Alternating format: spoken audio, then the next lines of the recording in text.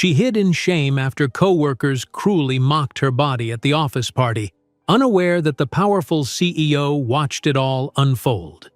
When he later approached her softly, his eyes revealed an admiration she never thought possible. But before we dive into the full story, let me know where you're watching from and what time it is. Now, subscribe to the channel, and let's get started. The soft glow of sunrise filtered through the blinds of Zoe Mitchell's small apartment as she stood before her mirror, scrutinizing her reflection with a critical eye. Her hands moved anxiously over the fabric of her dress, smoothing imaginary wrinkles, tugging at the hemline that hugged her thighs more snugly than she preferred.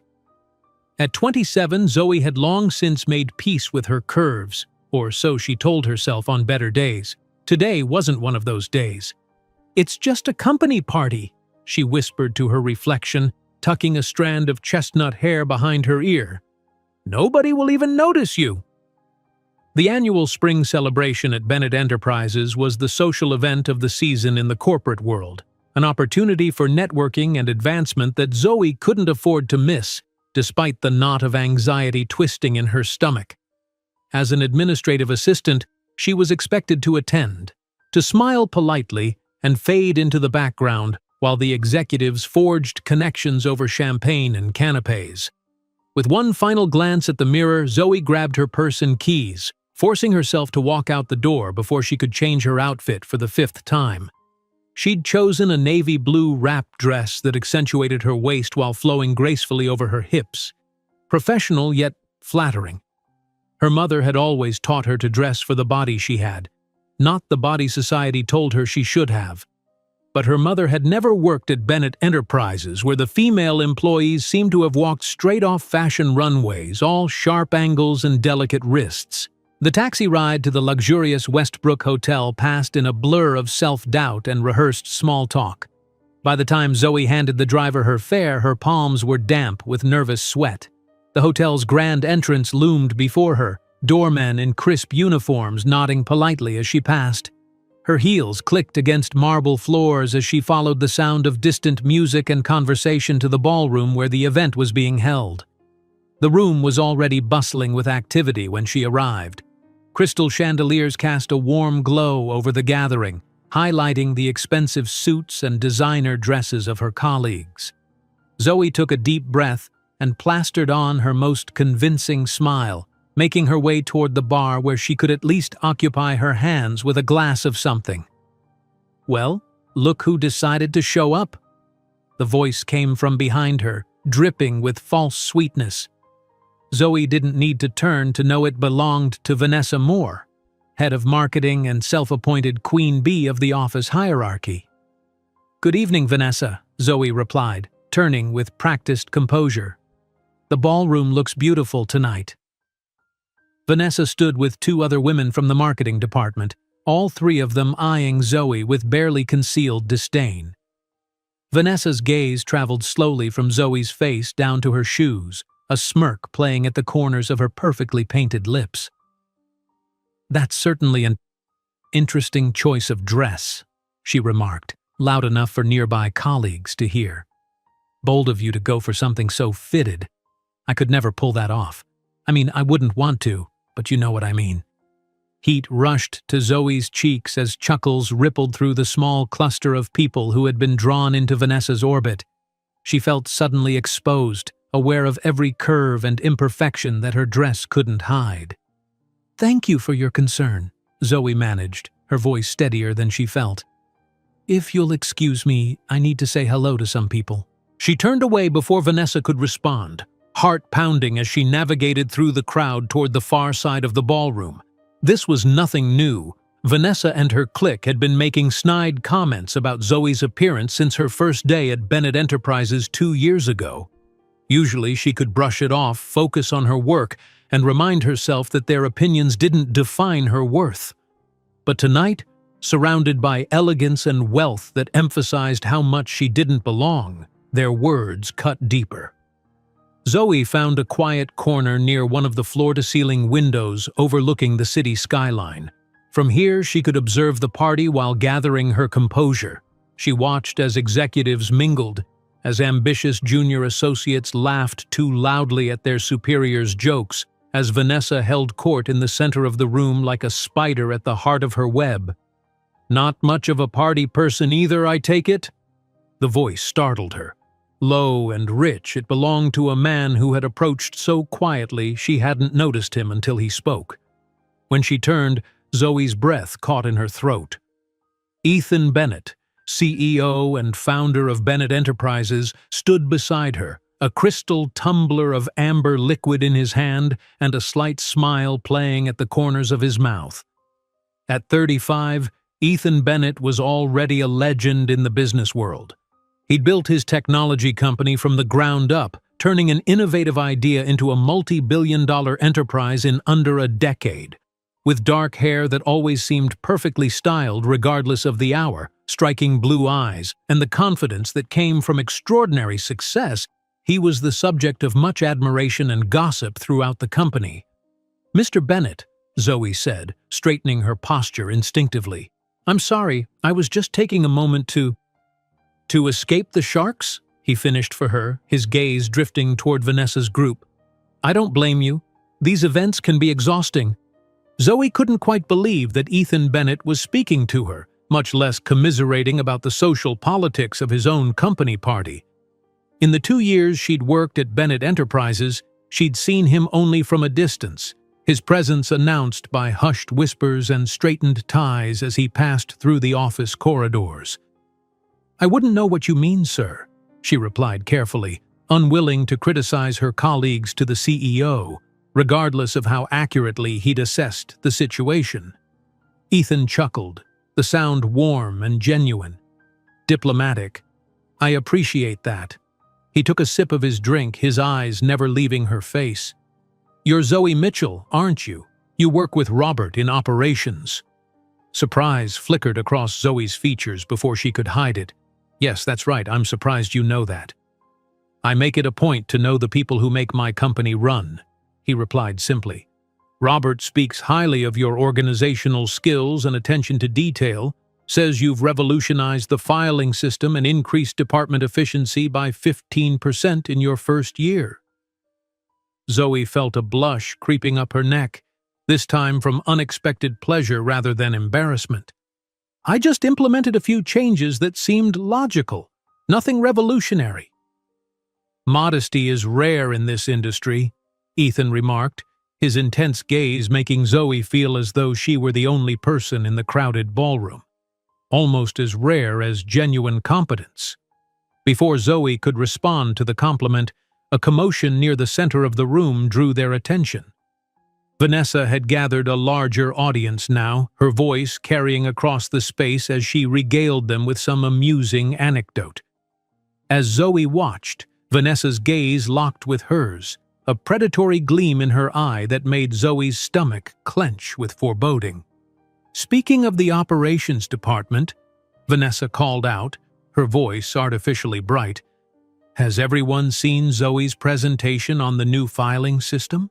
It's absolutely revolutionary." The emphasis she placed on the word made it clear she was mocking something she'd overheard. "Almost as revolutionary as her approach to office fashion. I mean, who says business attire has to be boring? Some of us can pull off any look, right, Zoe?" Laughter rippled through the crowd, more people turning to stare at Zoe now. She felt frozen in place, mortification washing over her in a hot wave as Vanessa continued. "I was just telling the girls from marketing that I admire your confidence. It takes real bravery to wear something so accentuating when you're built like that. Most women would try to hide those curves, but not our Zoe." The room seemed to shrink around her, air becoming scarce as Zoe realized she was the center of attention for all the wrong reasons. Vanessa's words hung in the air, the thinly veiled insult landing precisely as intended. Tears pricked at the corners of Zoe's eyes, but she refused to let them fall, refused to give Vanessa the satisfaction of seeing her break.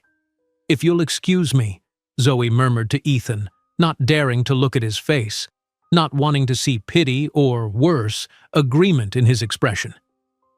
"I should—" She didn't finish the sentence. simply turning and walking as steadily as she could toward the exit.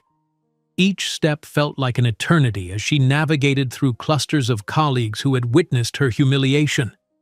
Some looked away awkwardly, others whispered behind manicured hands, but Zoe kept her chin up, focusing on the door that promised escape. In the mercifully empty hallway outside the ballroom, Zoe finally let out the breath she'd been holding. Her hands trembled slightly as she fumbled for her phone, intending to call a taxi and flee back to the safety of her apartment. She would face the professional consequences on Monday, would craft some excuse about feeling ill, but right now all she wanted was to disappear. "Ms. Mitchell!" The voice stopped her in her tracks. She turned to find Ethan Bennett had followed her out of the ballroom, his expression unreadable as he approached. "Mr. Bennett, I apologize for leaving abruptly," she began, struggling to keep her voice steady. "I'm not feeling well and—" "Don't," he interrupted gently. "Don't apologize for removing yourself from a toxic situation. What happened in there was unacceptable." Zoe blinked in surprise, unprepared for his directness or his apparent understanding of what had transpired. "Vanessa was out of line," Ethan continued, his tone shifting from gentle to something harder, more controlled. "Her behavior reflects poorly on her, not on you. For what it's worth, I think you look perfectly professional and appropriate. More importantly, you're one of the most competent employees in your department, and that's what actually matters at Bennett Enterprises." The unexpected support momentarily robbed Zoe of speech. She'd become so accustomed to navigating workplace microaggressions alone that having someone, especially someone in authority, acknowledge them felt almost disorienting. "Thank you, sir," she finally managed, "but I'm used to it. It's fine, really." "It's not fine," Ethan replied firmly, "and you shouldn't have to be used to it, not in my company." He paused, seeming to consider something. "Would you join me for coffee sometime next week? I've been meaning to discuss some ideas for improving interdepartmental communication, and Robert mentioned you might have insights on the matter." Zoe stared at him, trying to process the sudden shift in conversation. Was the CEO of Bennett Enterprises actually asking her to meet with him to discuss work matters? After witnessing her being publicly humiliated? Yes, of course," she found herself saying. "I'd be happy to share any insights I might have." "Excellent," Ethan replied with a nod. "My assistant will contact you to set up a time." He hesitated, then added in a softer tone, "Don't let people like Vanessa make you doubt your place here, Ms. Mitchell. Success isn't defined by fitting into some arbitrary mold. It's about bringing value through your unique perspective and abilities, something you clearly understand better than most." With those words hanging in the air between them, Ethan offered a small smile before turning to head back toward the ballroom, leaving Zoe staring after him in stunned silence. Something had shifted in those brief moments, something Zoe couldn't quite name but could definitely feel. As she finally turned to leave the hotel, calling a taxi that would take her back to her quiet apartment, she found herself replaying Ethan's words in her mind. For the first time in years, she felt truly seen for her work rather than judged for her appearance. What she didn't know as the taxi pulled away from the curb was that Ethan Bennett remained standing in the hallway outside the ballroom, watching her departure with thoughtful eyes before turning back to the party with newfound purpose in his step. Monday morning arrived with the persistent beeping of Zoe's alarm clock.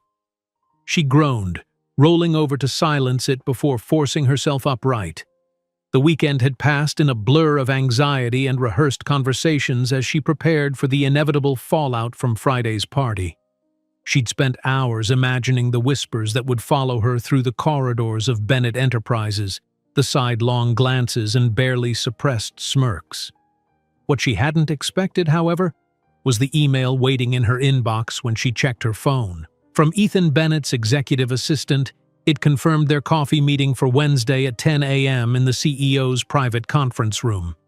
The reality of it hit her anew. She would be meeting one-on-one with Ethan Bennett, the man whose name adorned the building. "It's just work," she muttered to herself as she stepped into the shower, letting hot water cascade over her shoulders. He wants to discuss interdepartmental communication, that's all. But as she dressed for the day, selecting a modest pencil skirt and emerald blouse that complemented her eyes, she couldn't quite convince herself that it was just another meeting. Something in the way Ethan had looked at her, had spoken to her with genuine respect, had lodged itself in her mind. The office was already bustling when Zoe arrived, the familiar hum of conversations and ringing phones washing over her as she made her way to her desk. She kept her head high, bracing for the inevitable comments about Friday night, but the first person she encountered was her direct supervisor, Robert. "Morning, Zoe," he greeted her, a steaming cup of coffee in his hand. "How was your weekend?" "Good, thanks," she replied cautiously, searching his face for any sign that he'd heard about the party incident. "Quiet, mostly. How was yours?"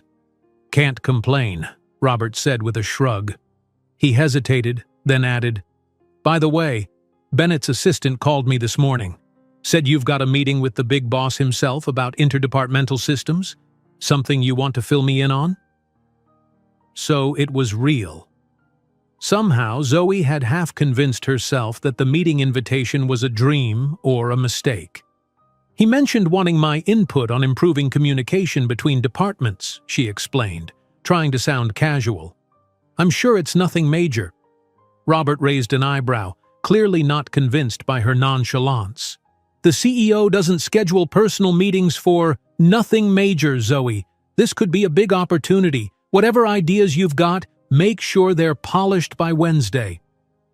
As Robert walked away, Zoe settled at her desk, powering up her computer and organizing her tasks for the day. The normality of her morning routine was oddly comforting, helping to steady the flutter of nerves in her stomach. Perhaps the party incident wouldn't follow her after all. Perhaps... Well, look who showed her face today. Vanessa's voice shattered Zoe's fleeting sense of security. She looked up to find the marketing head perched on the edge of her desk, immaculate in a cream-colored pantsuit that probably cost more than Zoe's monthly rent. "Good morning, Vanessa," Zoe replied evenly, refusing to give her the satisfaction of a visible reaction. "Did you need something from operations?" "Just checking in." Vanessa's smile was predatory. "You disappeared so quickly from the party. Some of us were worried you might not recover from your emotional exit." Zoe met her gaze steadily. "I appreciate your concern, but as you can see, I'm perfectly fine. Now, if you'll excuse me, I have quite a bit of work to get through this morning." "Of course you do." Vanessa's voice dropped to a stage whisper. "Though you might want to know, people are talking about how you had Ethan Bennett follow you out. Pretty bold move for an administrative assistant. What exactly did you say to him?" The implication was clear, and it sent a surge of indignation through Zoe's chest. Before she could formulate a response that wouldn't jeopardize her professional standing, a new voice joined the conversation. "Ms. Moore." Ethan Bennett's voice cut through the office noise like a blade. "Just the person I was looking for." Vanessa straightened immediately, her expression morphing from malicious amusement to practiced charm as she turned to face the CEO. "Mr. Bennett, what a pleasant surprise to see you down in operations." "Indeed," Ethan replied, his tone distinctly cool. "I was hoping to speak with you about Friday's event. My office, 10 minutes?" The color drained from Vanessa's face. "Of course, sir. I'll be there." "Excellent." Ethan's gaze shifted to Zoe, his expression warming slightly. "Ms. Mitchell, my assistant confirms you're available Wednesday. I look forward to our discussion." "Yes, sir," Zoe managed, acutely aware of the stares from her colleagues. "I've already started organizing some thoughts on the matter." "Perfect." With a brief nod, Ethan turned and strode back toward the elevators, leaving a wake of whispers and speculative glances behind him. Vanessa shot Zoe a look of pure venom before stalking away, her heels clicking aggressively against the tile floor. Zoe released a breath she hadn't realized she was holding, then turned her attention determinedly to her computer screen. Whatever had just happened, Whatever Ethan had said to Vanessa in his office, she couldn't afford to dwell on it. She had work to do and, more pressingly, ideas to develop before Wednesday. The next 2 days passed in a whirlwind of preparation. Zoe pored over departmental communication protocols, identified pain points in the current system, and developed a comprehensive proposal for streamlining information flow between teams. By Wednesday morning, she had a polished presentation and detailed notes. What she didn't have was any control over the nervous flutter in her stomach as she rode the elevator to the top floor of Bennett Tower. The executive suite was a world away from the operations department, where Zoe's floor was all practical functionality and fluorescent lighting. This level featured plush carpeting, mahogany doors, and original artwork adorning the walls. Ethan's assistant, a poised woman named Diana, greeted her with professional courtesy. "Ms. Mitchell, Mr. Bennett is ready for you. Right this way." She led Zoe to a smaller conference room off the main hallway. Unlike the imposing boardroom where executive meetings were held, this space was designed for comfort and privacy. A round table occupied the center, surrounded by ergonomic chairs, and a coffee service had been set up on a sideboard. Ethan rose from his seat as she entered, offering a warm smile that did nothing to calm the pounding of her heart. "Ms. Mitchell, thank you for coming. Please, have a seat. Coffee?" "Yes, thank you," Zoe replied, settling her notepad and tablet on the table before her. "Black is fine." As Ethan prepared 2 cups, Zoe took the opportunity to observe him more closely. In the office setting, he exuded an easy confidence that seemed intrinsic rather than practiced. His charcoal suit was impeccably tailored, but he wore it with the comfort of a man who didn't need expensive clothing to feel secure in his authority. "I hope the past few days have been smoother," Ethan remarked as he placed a steaming cup before her, taking the seat to her right rather than across the table. Zoe understood the subtle reference to the party incident. "Much smoother, thank you. I've been focusing on preparing for this meeting, actually." "I'm glad to hear it." He took a sip of his coffee, regarding her thoughtfully. "Before we dive into business matters, I wanted to inform you that I've spoken with HR about implementing a more comprehensive anti-harassment policy. What happened at the party wasn't an isolated incident, as I've come to understand." Zoe's fingers tightened around her cup. "It's part of working in a corporate environment, Mr. Bennett. I don't expect special treatment." "It's not about special treatment, Ms. Mitchell. It's about ensuring all employees can perform their jobs without facing ridicule or ostracism." His expression turned serious.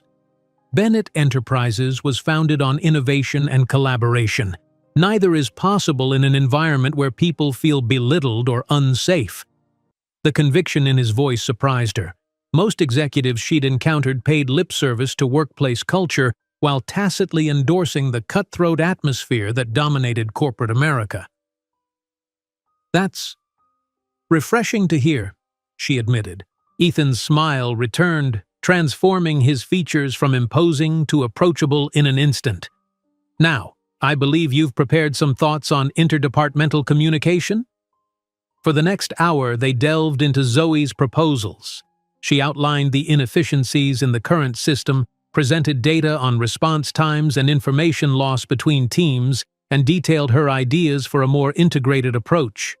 To her delight, Ethan engaged fully with her concepts, asking insightful questions and offering his own perspectives without dismissing her observations. "This is excellent work," he said finally, reviewing her notes with genuine appreciation. "You've identified issues I wasn't even aware existed. The solution you're proposing could save hundreds of man-hours annually." Pride bloomed in Zoe's chest at the recognition of her efforts. "Thank you, sir. I've been thinking about these problems for a while now." "Clearly," Ethan agreed, leaning back in his chair. "Which brings me to another matter I wanted to discuss. Your current position doesn't seem to fully utilize your capabilities. Have you ever considered moving into a project management role?" Zoe blinked in surprise. Honestly, no. The opportunity hasn't presented itself." "I'm presenting it now," Ethan said simply. "We're launching a company-wide efficiency initiative next quarter.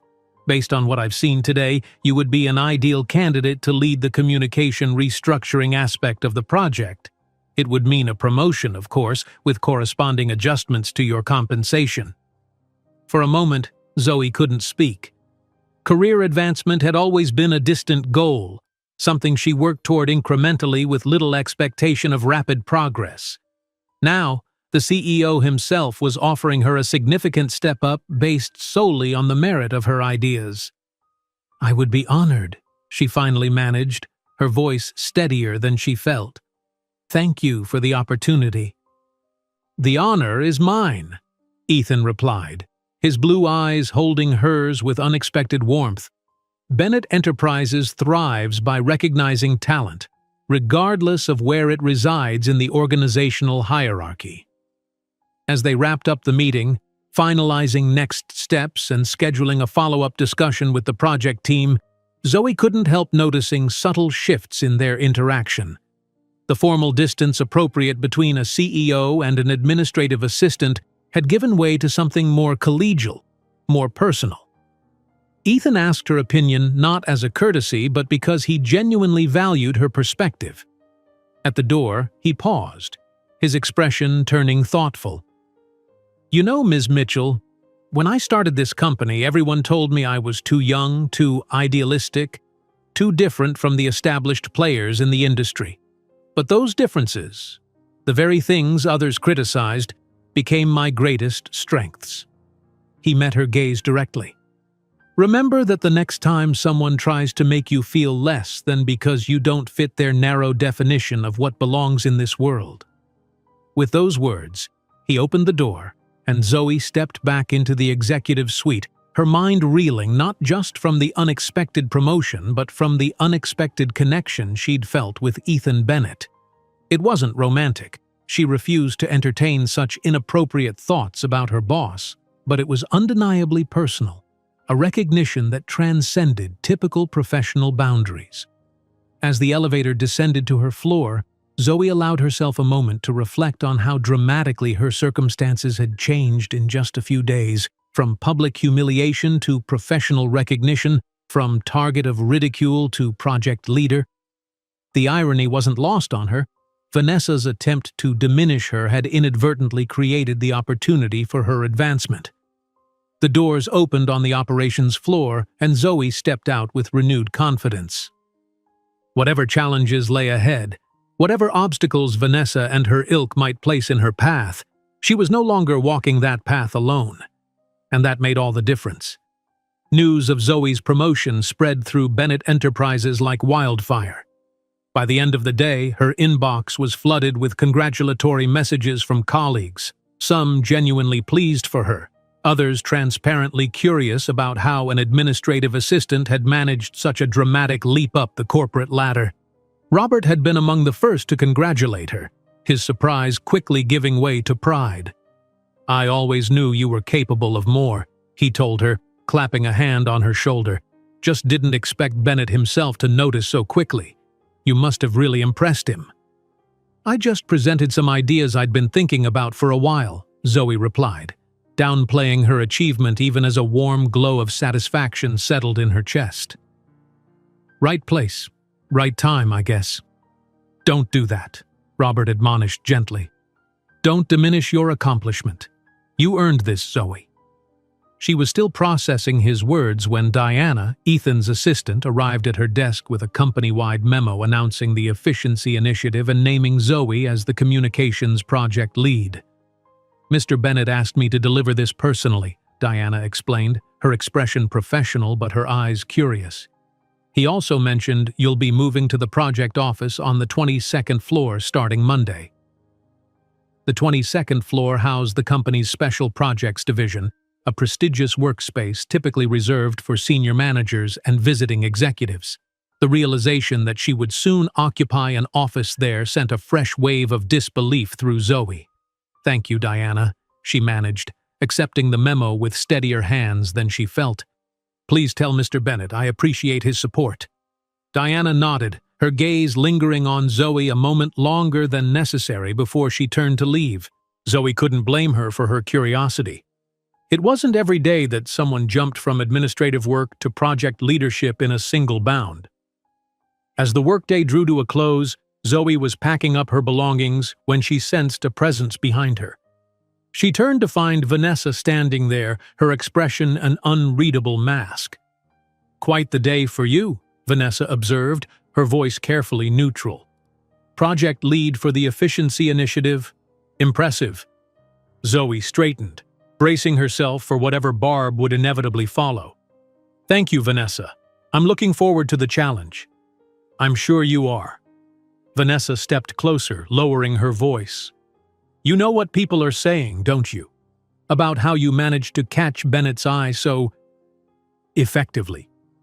The insinuation was like a slap, all the more stinging for being delivered in such a reasonable tone.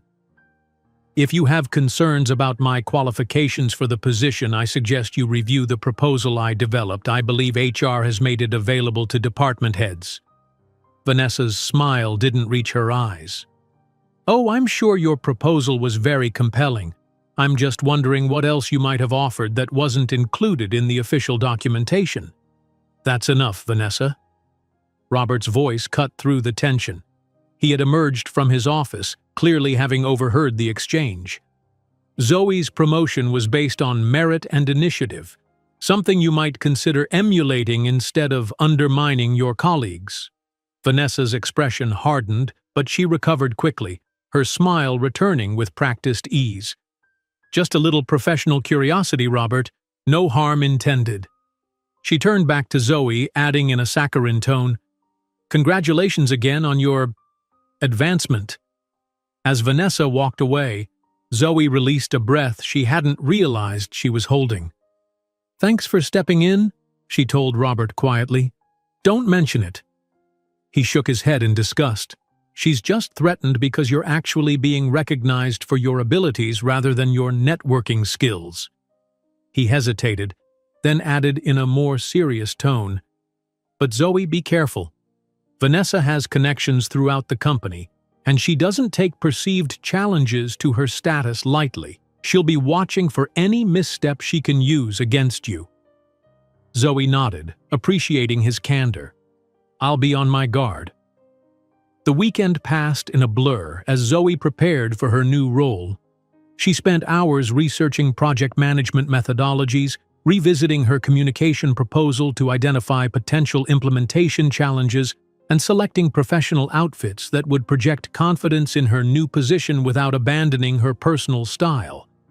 By Sunday evening, her apartment was littered with discarded clothing options, and her notepad filled with strategic planning notes. Monday morning found her arriving at Bennett Tower a full hour earlier than usual, clutching a leather portfolio her mother had gifted her upon college graduation. "For when you're ready to take on the world," the accompanying card had read. The sentiment felt particularly fitting today. The 22nd floor was quieter than the operations department, with individual offices lining a central corridor rather than the open-plan layout she was accustomed to. Diana was waiting to escort her to her new workspace. "Mr. Bennett asked me to get you settled," she explained, leading Zoe to a corner office with glass walls and a spectacular view of the city skyline. "He wanted to ensure you had adequate space for the project team meetings you'll be coordinating." The office was more spacious than Zoe had anticipated, featuring a sleek desk, ergonomic chair, and a small conference table with 4 seats. Fresh flowers sat in a crystal vase on the credenza, adding a touch of warmth to the otherwise modern space. "There's a welcome package on your desk with security access updates, project team contact information, and the schedule for your first week," Diana continued. "Mr. Bennett would like to meet with you at 11 to discuss initial steps and introduce you to the other project leads." As Diana departed, Zoe set her bag down and approached the windows, taking in the panoramic view of the city stretching before her. From this height, the bustling streets below seemed peaceful, orderly, a stark contrast to the tumult of emotions within her. Pride, nervousness, determination, and a lingering disbelief all competed for dominance as she contemplated the opportunity she'd been given. Her reflection in the glass caught her attention.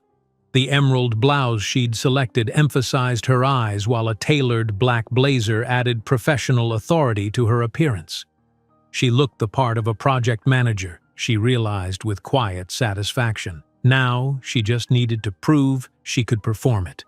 The morning passed in a whirlwind of emails, phone calls, and introductory meetings with team members who would be supporting the communication restructuring. By 11 o'clock, Zoe had already begun organizing project timelines and assignment protocols, her natural organizational skills adapting seamlessly to the larger scope of her new role. When her phone chimed with a reminder for her meeting with Ethan, she gathered her notes and made her way to the executive suite, feeling more prepared than she had expected. This time, Diana directed her to Ethan's private office, a spacious room dominated by a massive desk crafted from reclaimed wood. Ethan was reviewing documents when she entered, but he immediately set them aside, rising to greet her with evident pleasure. "Ms. Mitchell, how are you settling into your new role?" "Very well, thank you," Zoe replied, taking the seat he indicated opposite his desk. "Everyone has been extremely helpful." "I'm glad to hear it." Ethan leaned back in his chair, studying her with those perceptive blue eyes that seemed to see more than she intended to reveal. "You seem perfectly at home in a leadership position, as if you've been waiting for the opportunity to step into it." His observation was unexpectedly insightful, touching on a truth Zoe had barely acknowledged to herself. She had always organized, suggested, improved, but always from a supporting role, never with official authority to implement her ideas directly. "Perhaps I have been," she admitted. "I've always enjoyed solving problems and improving systems, but I never envisioned doing so at this level." "Why not?" The question was simple but penetrating. Zoe considered her answer carefully. "I suppose I didn't believe the opportunity would present itself. Women who look like me aren't typically fast-tracked in corporate environments." The words emerged with more honesty than she had intended, and she immediately worried she'd overstepped. To her surprise, Ethan nodded thoughtfully. The business world remains disappointingly conventional in many ways. Too often, talent is overlooked because it doesn't fit the expected mold. His gaze met hers directly, which is precisely why I started my own company, to create a meritocracy where ideas and abilities matter more than appearances or connections. There was something in his tone, a personal resonance that hinted at his own experiences with judgment and exclusion. Before Zoe could consider it further, Ethan shifted the conversation to business matters, walking her through the broader efficiency initiative and how her communication restructuring would integrate with other aspects of the project. Their discussion was interrupted by a knock at the door. Diana entered, followed by two men in expensive suits whom Zoe recognized as senior vice presidents. "The other project leads are here for the coordination meeting," Diana announced. Ethan nodded, standing to make introductions. "Gentlemen, I believe you know Zoe Mitchell. She'll be leading the communication restructuring component of our initiative." The older of the two men, James Harrington, stepped forward with a rehearsed smile. "Yes, of course. The administrative assistant from operations, correct? Quite the career jump." His tone carried the barest hint of condescension, subtle enough to maintain plausible deniability but clear enough that his meaning couldn't be mistaken. Zoe felt her spine stiffen, preparing for the familiar battle of proving her worth. "Former administrative assistant," Ethan corrected smoothly, his voice pleasant but carrying an unmistakable edge. "Ms. Mitchell developed a communication framework that will save the company approximately $3 million annually once implemented. I'd say that warrants a change in title, wouldn't you, James?" Harrington's smile faltered slightly. "Absolutely, Ethan. Just making conversation." The younger vice president, Michael Chen, extended his hand to Zoe without hesitation. "I've reviewed your proposal, Ms. Mitchell. Impressive work, especially your analysis of information bottlenecks between departments. I look forward to seeing how your solutions integrate with the technology upgrades my team is implementing." His genuine respect eased some of the tension in the room, and as they settled around Ethan's conference table to begin their meeting, Zoe found herself reevaluating her expectations. Not everyone would question her promotion or undermine her authority. Some colleagues would judge her on the quality of her ideas rather than preconceived notions about her background or appearance. The meeting progressed productively, with each project lead outlining their approach and identifying points of intersection. Zoe contributed confidently, her thorough preparation evident in her detailed responses to questions and thoughtful suggestions for collaboration. When they finally adjourned 2 hours later, Ethan asked Zoe to remain behind. Once they were alone, he leaned against his desk, arms crossed casually. "You held your own impressively in there," he observed. "Harrington can be challenging, even for seasoned executives." "Thank you," Zoe replied. "I've had plenty of practice defending my ideas in environments where I'm not automatically taken seriously." A shadow crossed Ethan's features. "That's unfortunate but not surprising. The business world remains stubbornly resistant to change." He hesitated, then added, "I hope you know that's not how things work at Bennett Enterprises, at least not how they're supposed to work. I founded this company on the principle that good ideas can come from anywhere, from anyone." "It's a noble principle," Zoe acknowledged, "though sometimes difficult to maintain as an organization grows. Which is precisely why people like you are so valuable," Ethan replied, his gaze warming. "You remind us of our foundational values: innovation, meritocracy, respect for diverse perspectives." He straightened, seeming to catch himself in a moment of unusual candor. "In any case, I wanted to commend you on your performance today. You've confirmed my belief that promoting you was the right decision." As Zoe returned to her new office, she found herself replaying their conversation, analyzing the subtle shifts in Ethan's demeanor when he spoke about the company's values. There had been something personal in his investment, something that went beyond typical executive rhetoric about corporate culture. Her contemplation was interrupted by a text message from an unknown number. "Impressive first day, project lead, drinks to celebrate? E." Zoe stared at her phone in disbelief. Had Ethan Bennett just invited her for drinks?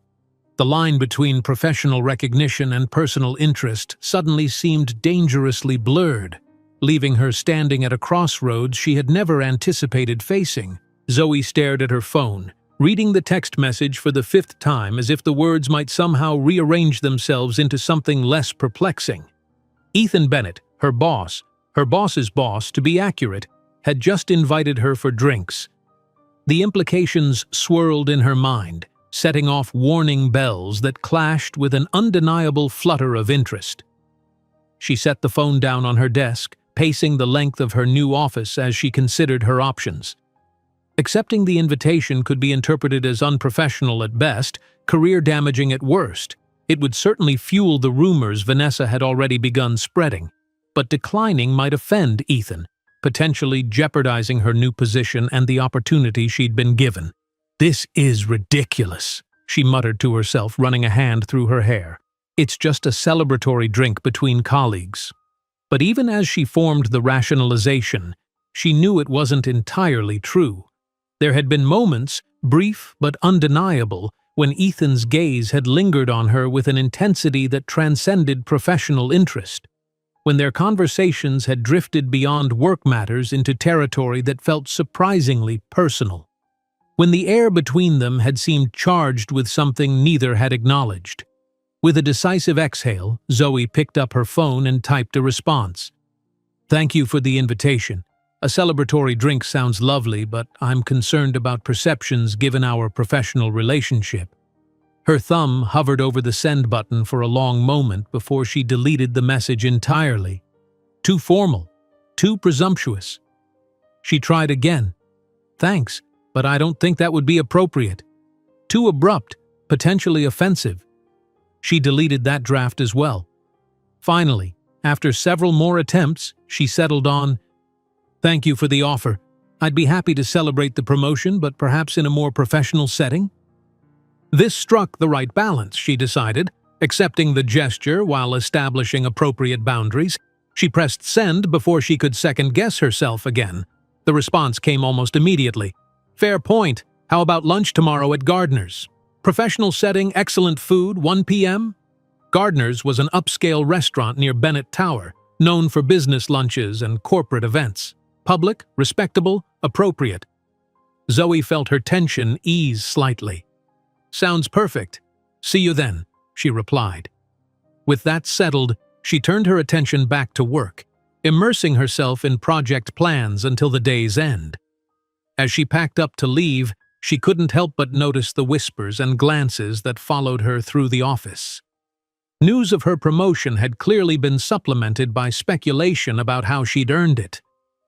Zoe lifted her chin and kept walking, reminding herself that the opinions of others didn't define her worth or her achievements. That night at home, Zoe spent an inordinate amount of time selecting her outfit for the next day. She finally settled on a burgundy wrap dress that was both flattering and professional, pairing it with modest heels and simple gold earrings. "It's just lunch," she reminded herself as she laid out the clothes. "A professional celebration." But when she climbed into bed, sleep proved elusive. Her mind kept returning to Ethan, not as her boss, but as a man whose intelligence and principles had begun to fascinate her, a man whose blue eyes seemed to see beyond her exterior to the person she truly was, a man who had defended her, believed in her, given her an opportunity when others would have overlooked her. "This is dangerous territory," she whispered into the darkness. Developing feelings for her boss was possibly the worst career move she could make. Yet despite her rational objections, her thoughts continued to drift toward him until she finally fell into restless sleep. The following day passed in a blur of meetings and project coordination. Before Zoe knew it, it was time for her lunch with Ethan. She arrived at Gardner's precisely at 1, to find him already seated at a corner table, scanning documents on his tablet. He looked up as she approached, his face brightening in a way that sent a traitorous warmth through her chest. "Ms. Mitchell," he greeted her, rising to pull out her chair. "Punctual as always." "A lifetime habit," she replied with a small smile. "And please, in this setting, I think Zoe would be appropriate." "Zoe, then," he agreed, returning to his seat. "And I'm Ethan, at least for the duration of lunch." A waiter appeared to take their drink orders, water for both of them, before discreetly withdrawing. Ethan set aside his tablet, giving Zoe his full attention. "How has your second day as project lead been so far?" he inquired, his tone genuinely interested rather than merely polite. "Challenging but invigorating," Zoe answered honestly. "I've been coordinating with IT to develop the specifications for the new communication platform. Michael Chen's team has been particularly helpful." "I'm not surprised. Michael recognizes talent when he sees it." Ethan paused as the waiter returned with their waters and took their lunch orders. Once they were alone again, he continued, "I noticed James Harrington seemed less enthusiastic during yesterday's meeting." Zoe chose her words carefully. "Mr. Harrington appears to have certain expectations about career trajectories within the company. My promotion likely seemed unconventional to him." That's a diplomatic way of saying he's an elitist who believes executive positions should be reserved for people who look and think like him, Ethan observed dryly. The bluntness of his assessment startled a laugh from Zoe. "I wouldn't have put it quite so directly. One of the privileges of being CEO is the occasional freedom to speak plainly." His expression turned more serious. "James is excellent at his job, but his perspective is limited by his background and experiences. He's never had to prove himself in the way you have." The conversation paused as their meals arrived. A salad for Zoe, grilled salmon for Ethan. As they began eating, Zoe found herself curious about the man across from her, about the experiences that had shaped his unusually meritocratic approach to business. "May I ask you something personal?" she ventured, setting down her fork. Ethan looked momentarily surprised, but nodded. "Of course."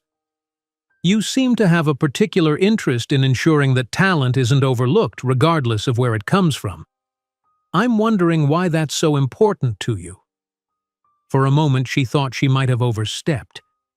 Ethan's expression turned reflective, almost wistful, before he answered. "I founded Bennett Enterprises when I was 25, he began, his voice quieter than usual. Before that, I spent 3 years trying to get someone, anyone, to take my ideas seriously. I had the technology, the business plan, the market research, everything except the right pedigree.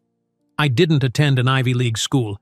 I didn't have family connections. I didn't fit the profile of what venture capitalists considered a promising investment." He took a sip of his water before continuing. "I was rejected 67 times before I finally secured enough funding to launch. 67 meetings where I was judged not on the merit of my ideas but on my background, my appearance, my youth." A wry smile touched his lips. "I swore then that if I ever built a successful company, it would be one where ideas mattered more than pedigrees." The personal revelation shifted something in Zoe's perception of him. Behind the polished exterior of the successful CEO was a man who had faced rejection and doubt, who understood what it meant to be underestimated. "Thank you for sharing that," she said softly, "and for creating a company where someone like me can rise on merit." Their eyes met across the table, and for a suspended moment the restaurant around them seemed to fade away. Something unspoken passed between them, a recognition of shared experience, a deepening connection that transcended their professional roles. Ethan broke the silence first, clearing his throat slightly. "Well, enough about corporate philosophy. Tell me about yourself, Zoe. What do you do when you're not revolutionizing communication systems at Bennett Enterprises?"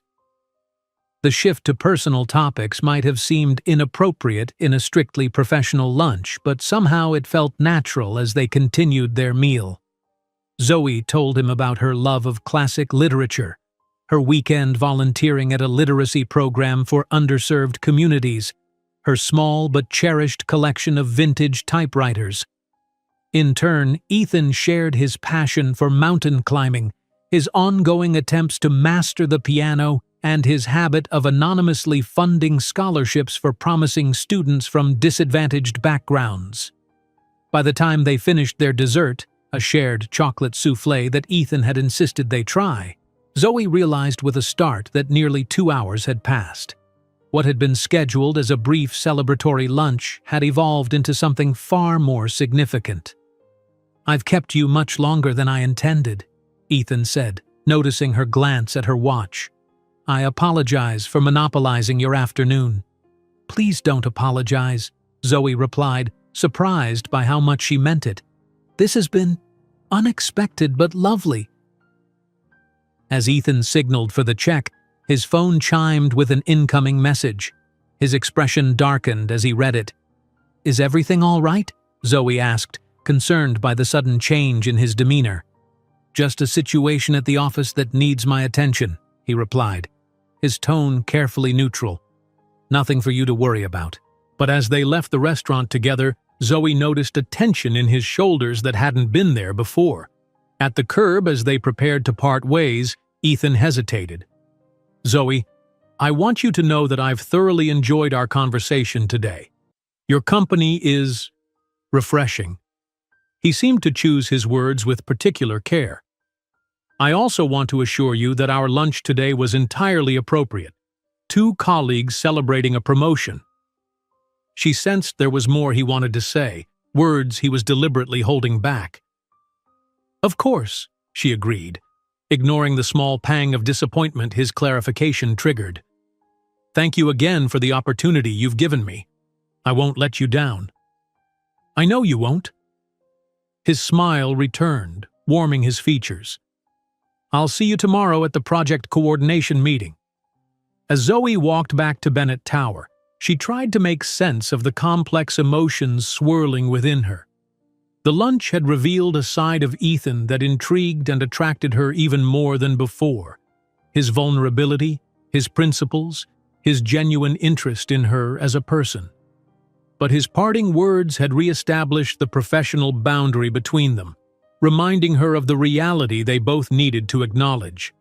When she reached her office, Diana was waiting for her, a manila folder in hand. "Ms. Mitchell, this was delivered while you were out, marked urgent." Zoe thanked her and opened the folder once she was alone. Inside, she found a printout of an email chain that appeared to be between Vanessa Moore and several board members of Bennett Enterprises.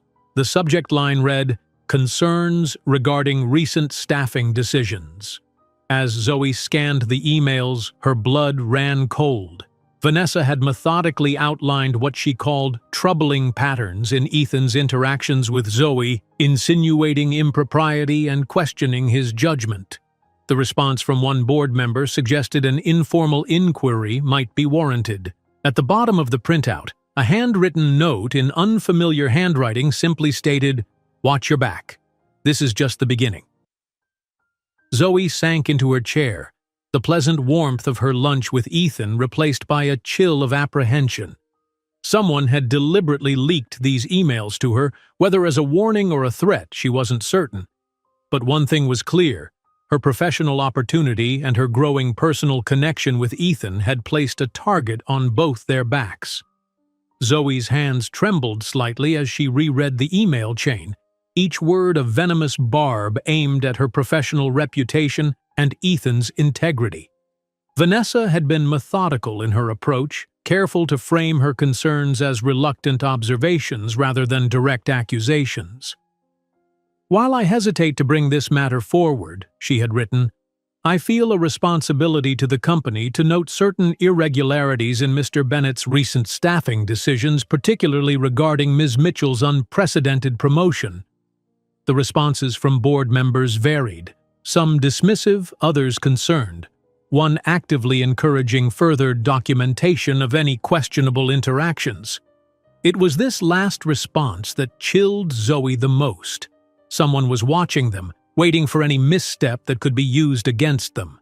She slipped the printout into her desk drawer, locking it securely before resting her head in her hands. The anonymous note, "Watch your back. This is just the beginning," could be interpreted as either a warning from an ally or a threat from an enemy. Either way, it confirmed what she had feared. Her professional opportunity had come with unexpected personal risk. The most prudent course of action would be to distance herself from Ethan immediately. Keep their interactions strictly professional. Avoid any situation that could be misinterpreted. Focus solely on proving her worth through her work. It was the safe choice, the sensible choice. Yet she couldn't ignore the connection that had formed between them during lunch, the way his eyes had softened when he spoke of his early struggles, the genuine interest he had shown in her life outside work, the comfortable rhythm of their conversation that had made 2 hours pass like minutes. There had been nothing inappropriate in their interaction, nothing that crossed professional boundaries. But there had been something undeniably personal in their growing understanding of each other. A knock at her door interrupted her troubled thoughts. Michael Chen entered, carrying a stack of technical specifications. "Got a minute to go over the communication platform requirements?" he asked, his expression friendly but focused. Zoe welcomed the distraction, clearing a space at her conference table as Michael spread out the documents. For the next hour, they were engrossed in technical details, data security protocols, user interface design, implementation timelines. The work was complex but engaging, requiring Zoe's full attention and temporarily pushing her personal concerns aside. "You really understand the interdepartmental dynamics," Michael observed as they wrapped up their meeting. "Most people focus on technology as the solution without recognizing that human behavior is the real challenge in communication systems." "The best technology is useless if people don't adopt it," Zoe agreed. "That's why we're integrating feedback from every department into the design process." Michael nodded approvingly as he gathered his documents. "Not everyone appreciates that approach. Some of the other executives—" He paused, seeming to reconsider his words. "Well, let's just say your perspective is a valuable addition to the leadership team." As he turned to leave, he hesitated at the door. "You know, when Bennett first announced your promotion, there were some raised eyebrows. Mine included, I'll admit. But after working with you this week, I understand his decision perfectly. His expression turned serious. "Don't let the office politics distract you, Zoe. You're good at this job, really good." His unexpected support left Zoe momentarily speechless. "Thank you, Michael. That means a lot."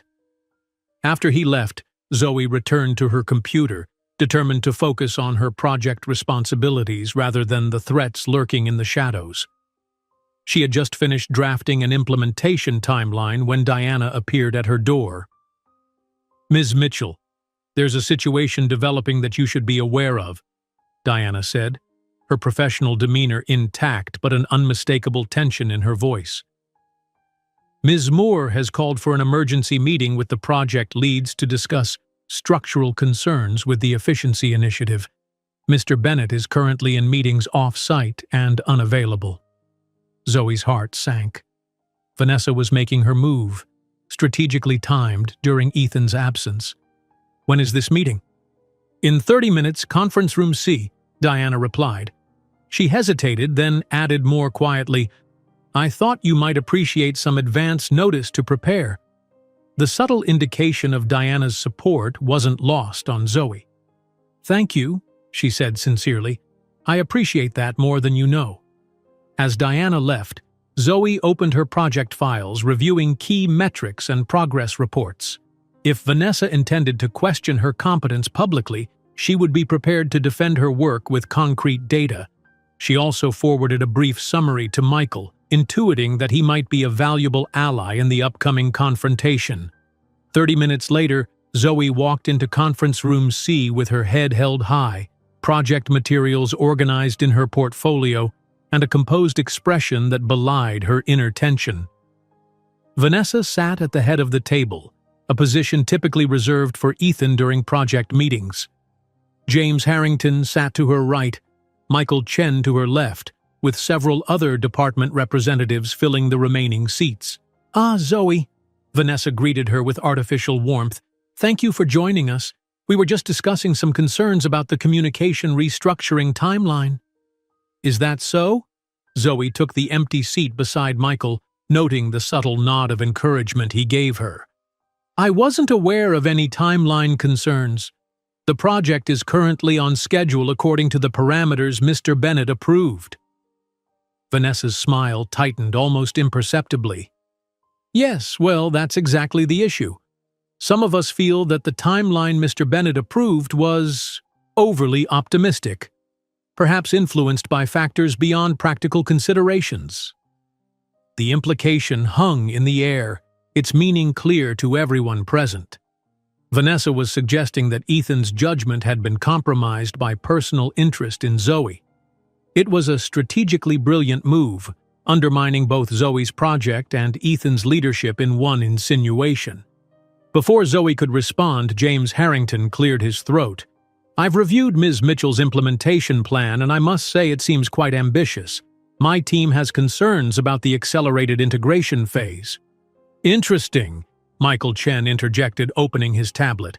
"Because I just received the latest integration specifications from Ms. Mitchell this morning, and they align perfectly with our technology rollout schedule. In fact, her team has been exceptionally thorough in coordinating with IT." Vanessa's smile remained fixed, but a flash of annoyance crossed her features. "We're not questioning Ms. Mitchell's enthusiasm, merely the wisdom of such an aggressive timeline for a project of this magnitude, especially under relatively inexperienced leadership." Zoe met Vanessa's gaze directly. "I appreciate your concern for the project's success, Vanessa. Perhaps it would be helpful if I walk everyone through our detailed implementation strategy, including the risk assessment and contingency planning we've developed." Without waiting for permission, Zoe opened her portfolio and began a comprehensive presentation of her team's work. She spoke with confidence and precision, addressing potential concerns before they could be raised, supporting each element of her plan with data and expert input. As she spoke, she could see the skepticism on some faces gradually giving way to reluctant respect. "Furthermore," she concluded, "we've built in regular review points where all project leads can assess progress and suggest adjustments if necessary. This isn't just my project. It's a collaborative effort that will succeed through our collective expertise." A moment of silence followed her presentation. Michael was the first to speak. "I think Ms. Mitchell has addressed the timeline concerns comprehensively. My department fully supports the current implementation plan." Several other department representatives nodded in agreement. Vanessa's attempt to undermine Zoe's credibility had backfired, serving instead to showcase her competence and preparation. "Well," Vanessa said tightly, "I'm glad we had this opportunity to clarify the approach. We'll revisit the matter when Mr. Bennett returns, of course." As the meeting adjourned, Zoe felt a small but significant victory. She had defended her work on its merits, earning respect from colleagues who might otherwise have been swayed by Vanessa's insinuations. But she harbored no illusions that the battle was over. This had been merely the opening salvo in what promised to be a protracted campaign. She was gathering her materials when James Harrington approached her, his expression difficult to read. "Impressive presentation, Ms. Mitchell," he said, his tone neutral, "though I maintain some reservations about the timeline." "I welcome your input, Mr. Harrington," Zoe replied evenly. "Your experience would be valuable in refining our approach." He studied her for a moment, as if reassessing his initial judgment. "Perhaps we should schedule a meeting to discuss my department's specific concerns." "I'd appreciate that," Zoe responded sincerely. Turning a potential adversary into a collaborator would strengthen both her project and her position. As Harrington departed, Michael joined her. "Nicely handled," he murmured. "Both the presentation and Harrington." "Thank you for your support," Zoe said. "I have a feeling I'm going to need allies in the coming weeks." Michael's expression turned serious. "Vanessa doesn't give up easily, and she has connections throughout the company. Be careful, Zoe." The warning echoed in her mind as she returned to her office, finding a text message waiting on her phone. "Just heard about Vanessa's emergency meeting. Call me when you're free. E." Zoe stared at the message, conflicted. Speaking with Ethan about Vanessa's actions was professionally appropriate, but after discovering the board emails, she was acutely aware of how any communication between them might be perceived or misrepresented. After careful consideration, she responded, "Meeting handled.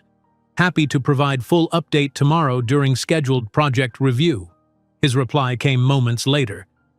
"Understood. Well done today." Just 3 words, entirely professional, yet Zoe found herself smiling as she read them. Despite the complications, despite the risks, Ethan's confidence in her continued to strengthen her resolve. The remainder of the afternoon passed in a whirl of activity as Zoe followed up on commitments made during the meeting and coordinated with department representatives. By the time she left the office that evening, she felt both exhausted and exhilarated. She had faced her first significant challenge as a project lead and emerged successful.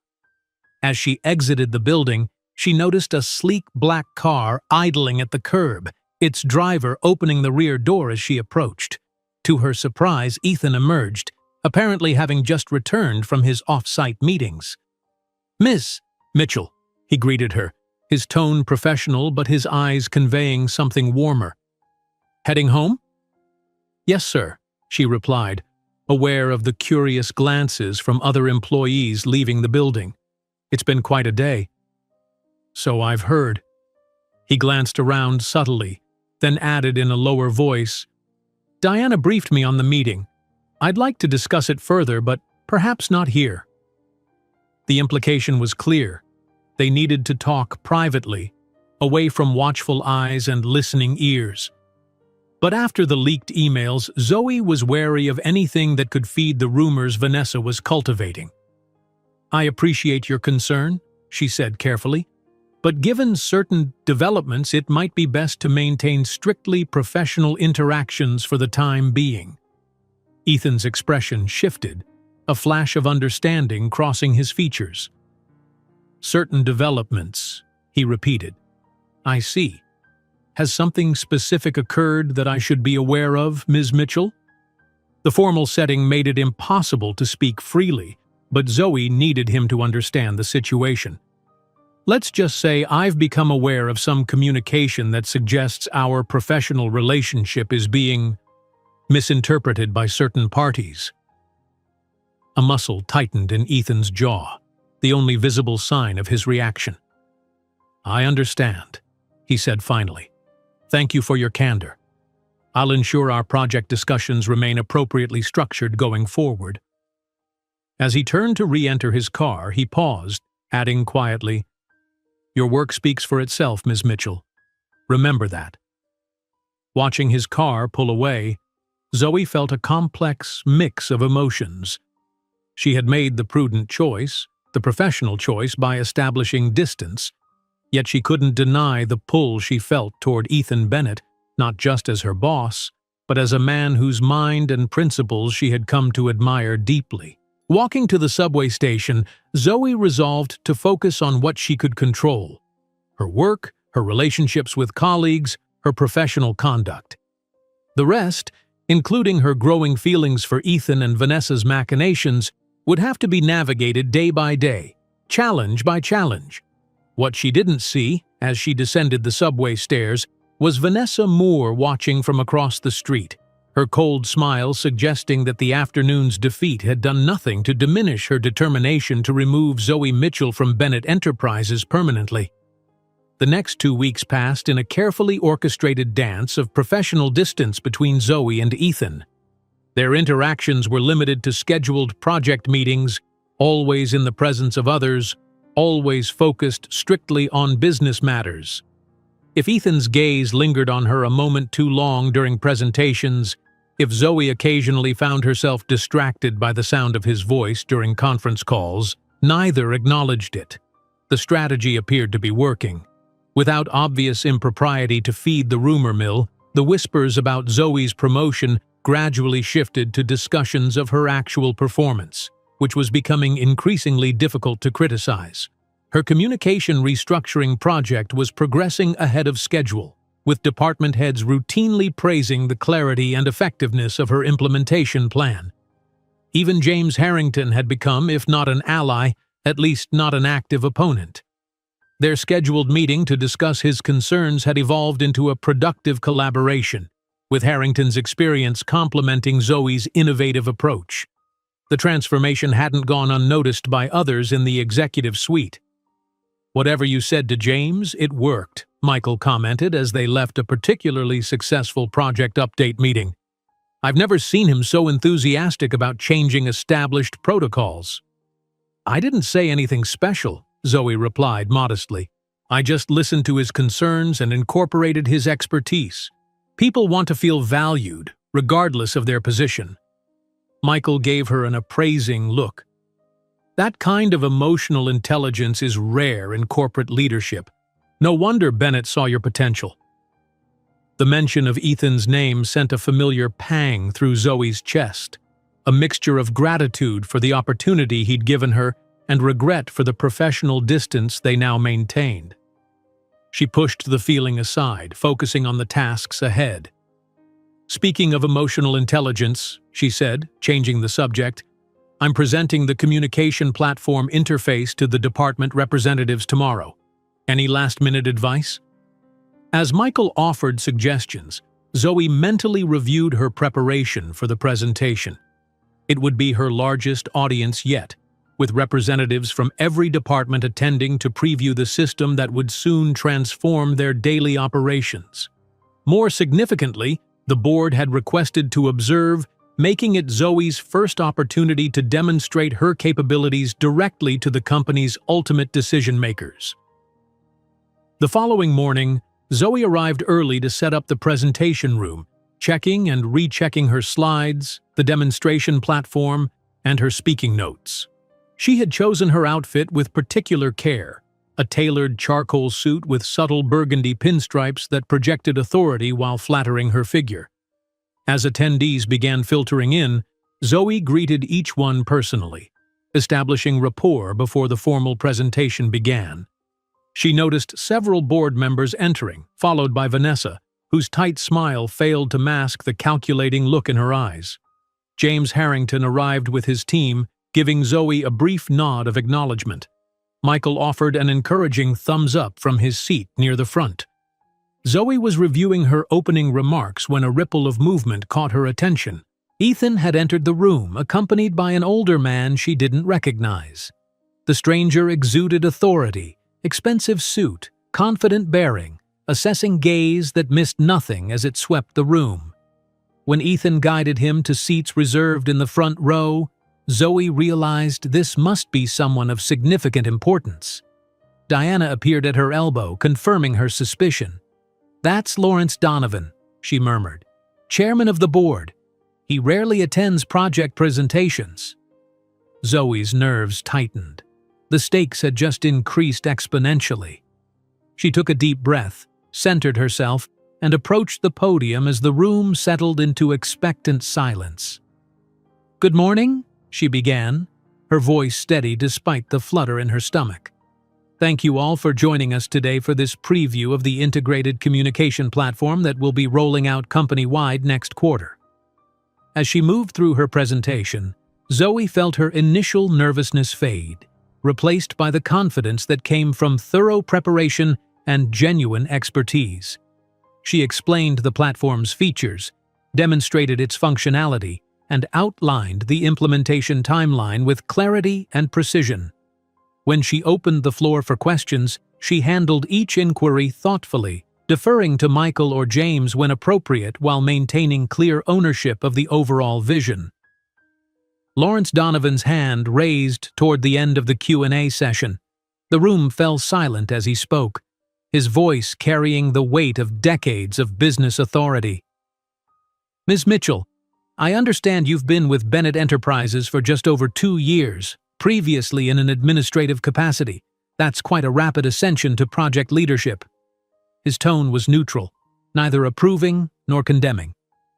"What would you say uniquely qualifies you to lead this particular initiative?" The question hung in the air, its subtext clear.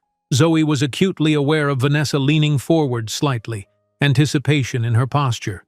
Ethan's expression remained carefully neutral, though she detected a slight tension in his jaw. "Actually, Mr. Donovan, I believe my previous role provides me with unique insights for this particular project," Zoe replied, maintaining steady eye contact. "As an administrative assistant, I personally experienced the communication inefficiencies this platform aims to solve. I spent 2 years observing how information flows or doesn't flow between departments, identifying bottlenecks and redundancies that executives might not notice from their perspective." She gestured to the demonstration screen. "This platform wasn't designed in a vacuum by people who never use the systems they create. It was developed by someone who understands the daily frustrations of trying to collaborate across departmental boundaries. That practical experience, combined with my academic background in organizational psychology, informed every aspect of the design." A thoughtful expression crossed Donovan's face. "Interesting perspective. And how would you respond to concerns that your rapid promotion might reflect factors beyond merit?" The room went absolutely still. Vanessa's lips curved in a barely perceptible smile. Ethan shifted in his seat, his professional composure cracking just enough for Zoe to notice his concern. Zoe took a measured breath before responding. "Mr. Donovan, I can only speak to my own qualifications and performance. My project is currently ahead of schedule and under budget. Department heads across the company have expressed satisfaction with both the design and implementation approach. The data analytics team projects a 15% increase in interdepartmental collaboration efficiency once the platform is fully deployed." She paused, meeting his gaze directly. "I believe results speak louder than speculation, sir." For a moment, Donovan regarded her silently. Then, unexpectedly, he smiled.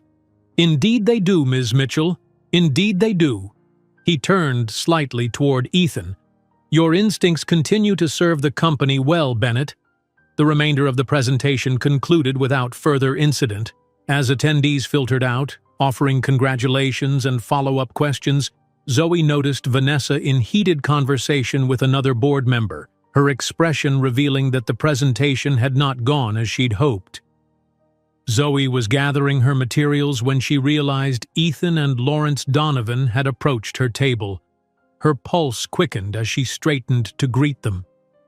"Excellent presentation, Ms. Mitchell," Donovan said, extending his hand. "Ethan has spoken highly of your capabilities, but it's always preferable to see firsthand." "Thank you, sir," Zoe replied, shaking his hand firmly. "I appreciate you taking the time to attend." "The board is particularly interested in initiatives that deliver measurable efficiency improvements," Donovan continued. "I'd like you to present a progress update at next month's board meeting." Zoe blinked in surprise.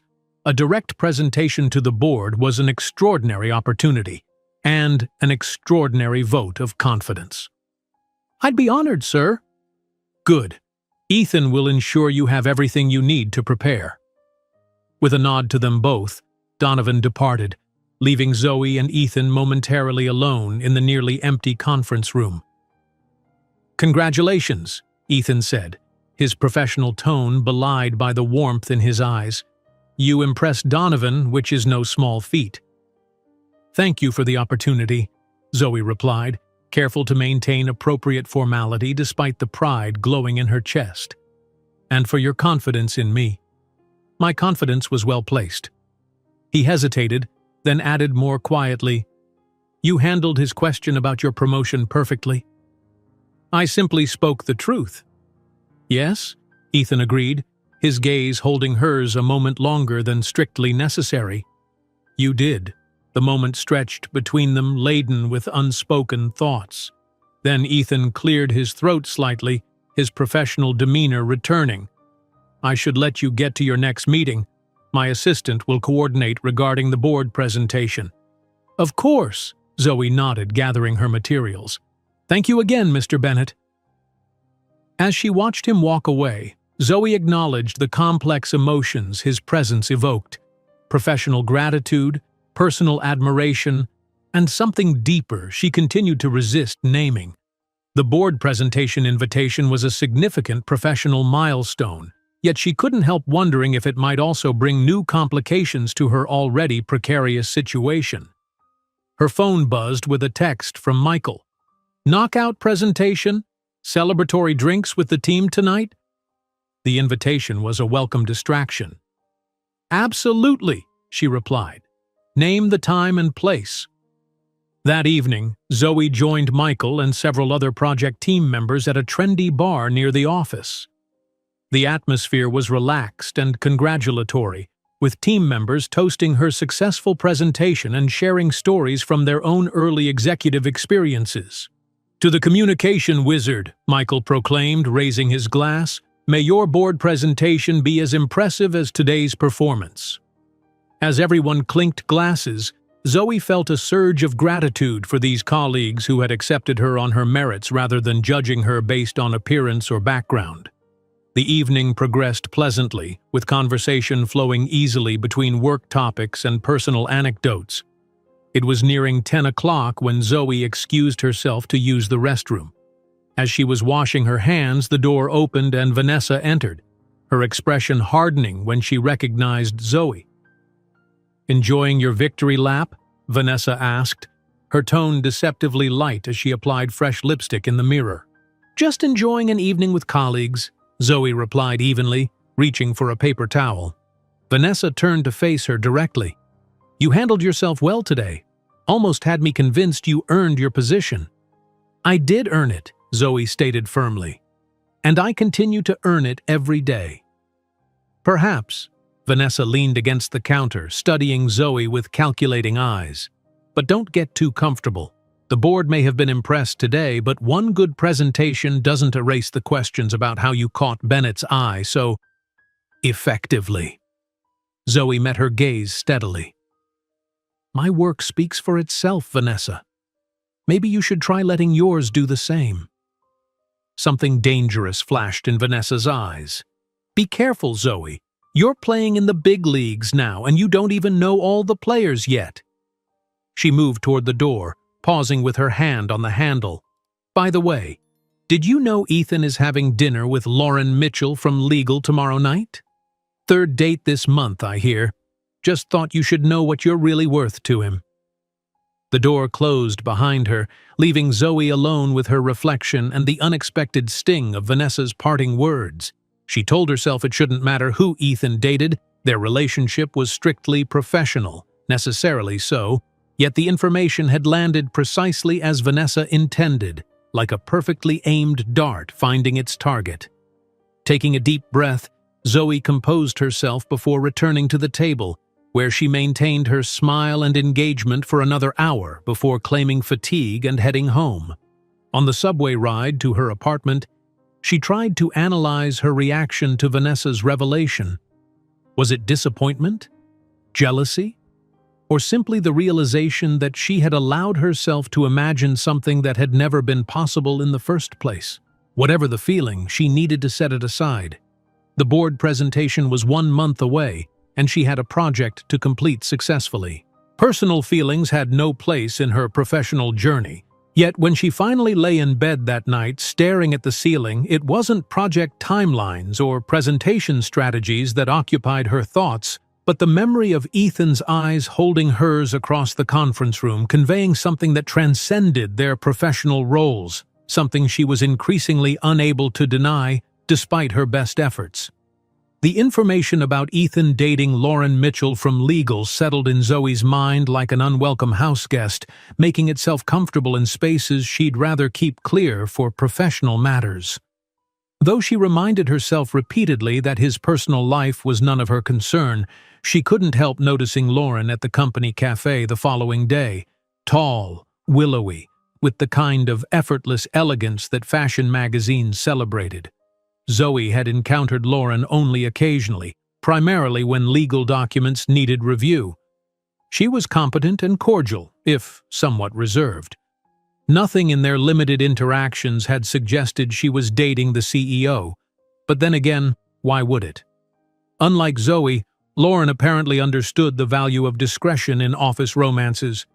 "Not that Ethan and I have an office romance," Zoe muttered to herself as she reviewed project materials in preparation for the afternoon's interdepartmental meeting. "Not that we have any kind of romance at all." She forced her attention back to her work, refusing to dwell on personal matters that could only distract her from her responsibilities. The upcoming board presentation represented a pivotal opportunity in her career trajectory, one she couldn't afford to jeopardize with inappropriate feelings for her boss. When she entered the conference room for the interdepartmental meeting, Zoe was composed and focused, her personal turmoil carefully concealed beneath professional poise. She took her usual seat, exchanging pleasantries with colleagues as they arrived. Ethan entered last, accompanied by Lauren, who carried a folder of legal documents. Zoe maintained her neutral expression as they settled across the table. "Good afternoon, everyone," Ethan began. "Before we dive into department updates, I've asked Ms. Mitchell from Legal to brief us on some contractual considerations for the Efficiency Initiative's vendor relationships." Lauren's presentation was concise and informative, her legal expertise evident in her clear explanations of complex contractual matters. Zoe listened attentively, asking pertinent questions when appropriate. If she noticed any particular warmth between Lauren and Ethan, she refused to acknowledge it, focusing instead on the professional implications of the legal advice being offered. As the meeting progressed to project updates, Zoe presented her communication platform's implementation progress with characteristic thoroughness. When she mentioned a potential conflict between the software deployment schedule and the marketing department's campaign timeline, Vanessa immediately seized on the issue.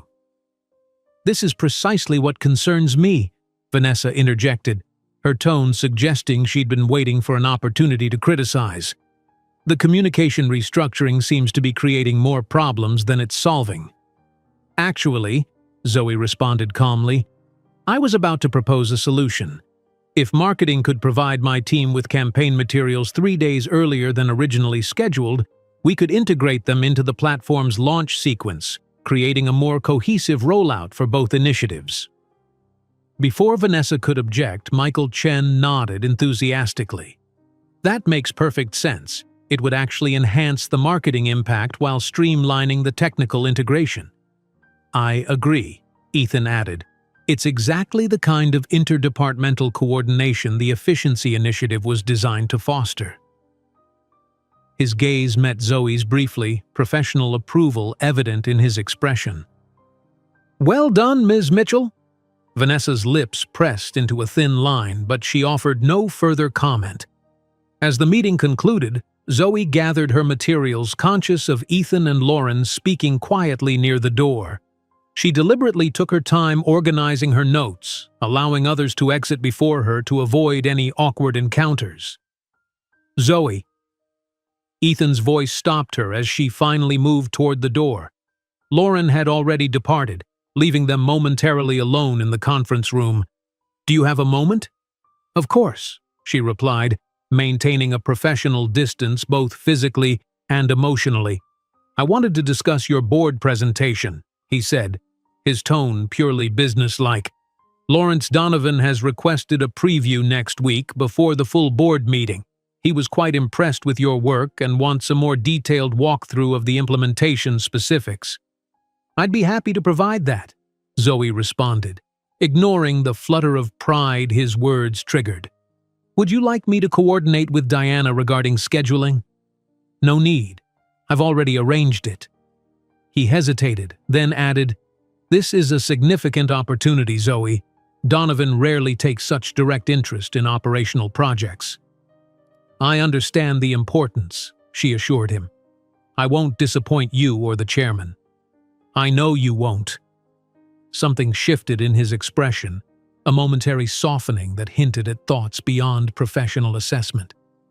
You never have.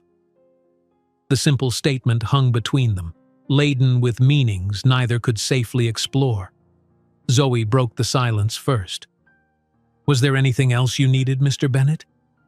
The return to formality seemed to remind him of their necessary boundaries. No, that's all. Thank you for your time.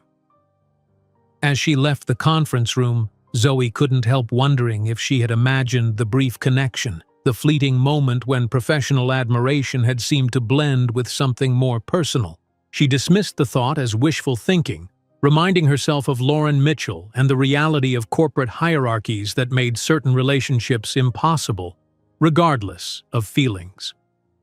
The following week was consumed with preparations for her presentation to Lawrence Donovan. Zoe meticulously refined her data, enhanced her visual presentations, and rehearsed her delivery until she could present the entire implementation plan flawlessly. By the morning of the preview, she felt as prepared as humanly possible. The meeting was scheduled in Donovan's private office, a rarely seen space on the top floor of Bennett Tower. Diana escorted Zoe, providing quiet reassurance as they rode the elevator. The chairman can seem intimidating, Diana said, but he values competence above all else. Just be yourself, the self that impressed him at the last presentation. Zoe nodded gratefully, appreciating Diana's support. When they reached Donovan's office, she was surprised to find not only the chairman and Ethan waiting, but also two other board members she recognized from company photographs but had never met personally. Ms. Mitchell, Donovan greeted her, rising from behind his imposing desk. Thank you for accommodating this preview. I've asked Directors Phillips and Richardson to join us, as they have particular interest in operational efficiencies. It's my pleasure, sir, Zoe replied, setting up her materials with steady hands despite her internal nervousness. Over the next hour, she delivered her presentation with confidence and precision, addressing questions thoughtfully and demonstrating a comprehensive grasp of both technical details and strategic implications. The board members were engaged and increasingly approving as the presentation progressed. Most impressive, Director Phillips commented as Zoe concluded. You've clearly considered the human factors in technology adoption, which is refreshingly insightful. Indeed, Director Richardson agreed. The projected efficiency improvements are compelling, but more impressive is the implementation strategy. It minimizes disruption while maximizing adoption rates. Donovan nodded, his initial reserve giving way to evident satisfaction. I concur. This project exemplifies the innovation we've come to expect from Bennett Enterprises. He turned to Ethan. Your talent identification continues to serve the company well, Bennett. Thank you, Lawrence, Ethan replied, his professional demeanor intact, although Zoe detected a hint of personal pride in his tone. Though Ms. Mitchell deserves full credit for the execution, I merely provided the opportunity. As the meeting concluded, Donovan surprised Zoe by walking her to the door personally. I understand there have been some questions regarding your rapid advancement within the company, he said quietly, his tone neutral but his gaze assessing. Zoe maintained her composure, though her heart rate accelerated at the direct acknowledgement of the rumors. Yes, sir. I'm aware of the speculation. I've been on this board for 30 years, Ms. Mitchell. I've seen executives rise and fall for all manner of reasons. Some advance through politics, others through personal connections. He paused, his experienced eyes holding hers. And occasionally, someone advances because they possess genuine talent that would be wasted in lesser positions. Based on what I've observed, you fall firmly in the latter category. Thank you, sir, Zoe responded, genuinely moved by the unexpected validation. That means a great deal to me.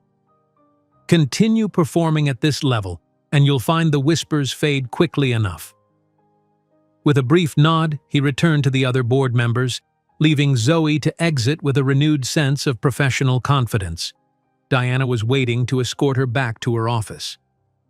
Judging by your expression, it went well, she observed with a small smile.